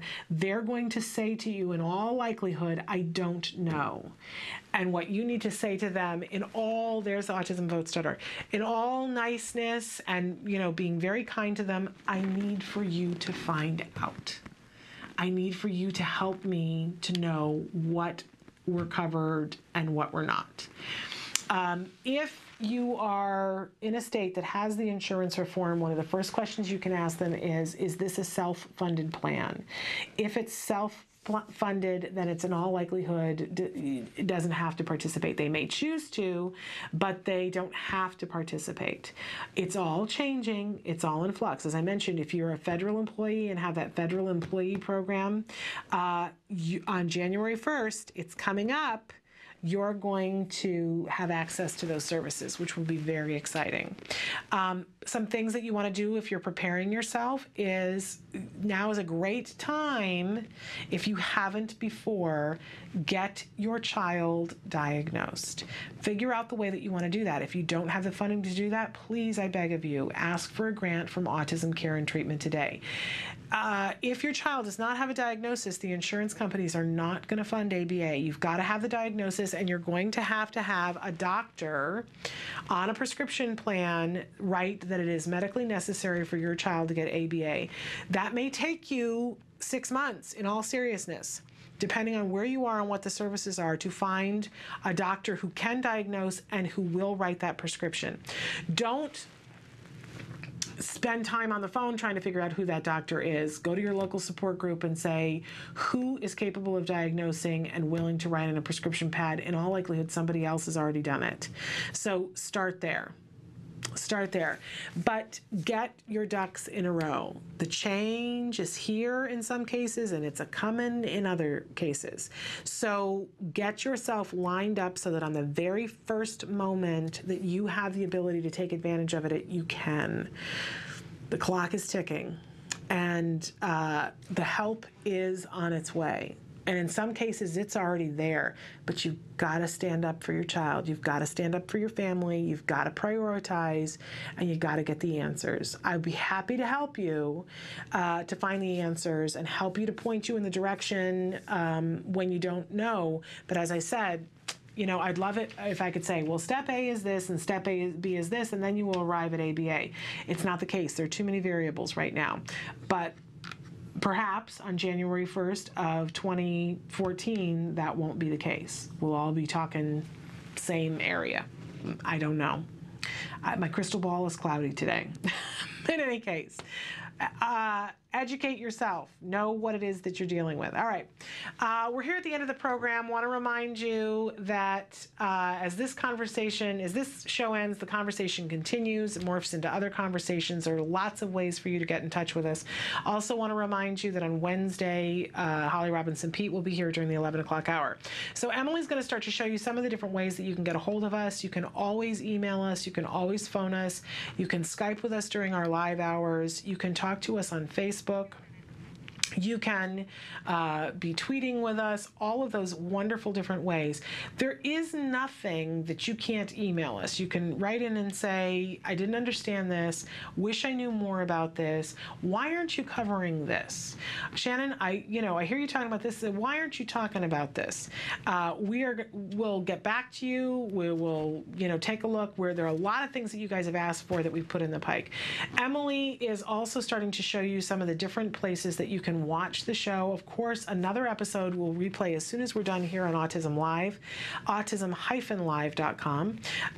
But there are lots of other ways for you to watch us, and each one of them has its own little functions in the way that you might want to take a look and see, okay, this way works better for me, this way works different, pick and choose, but it's free in all of those different ways. And there's a good reason why it's free in all those different ways, because we have access to information on your behalf, and we want you to have have access to the information.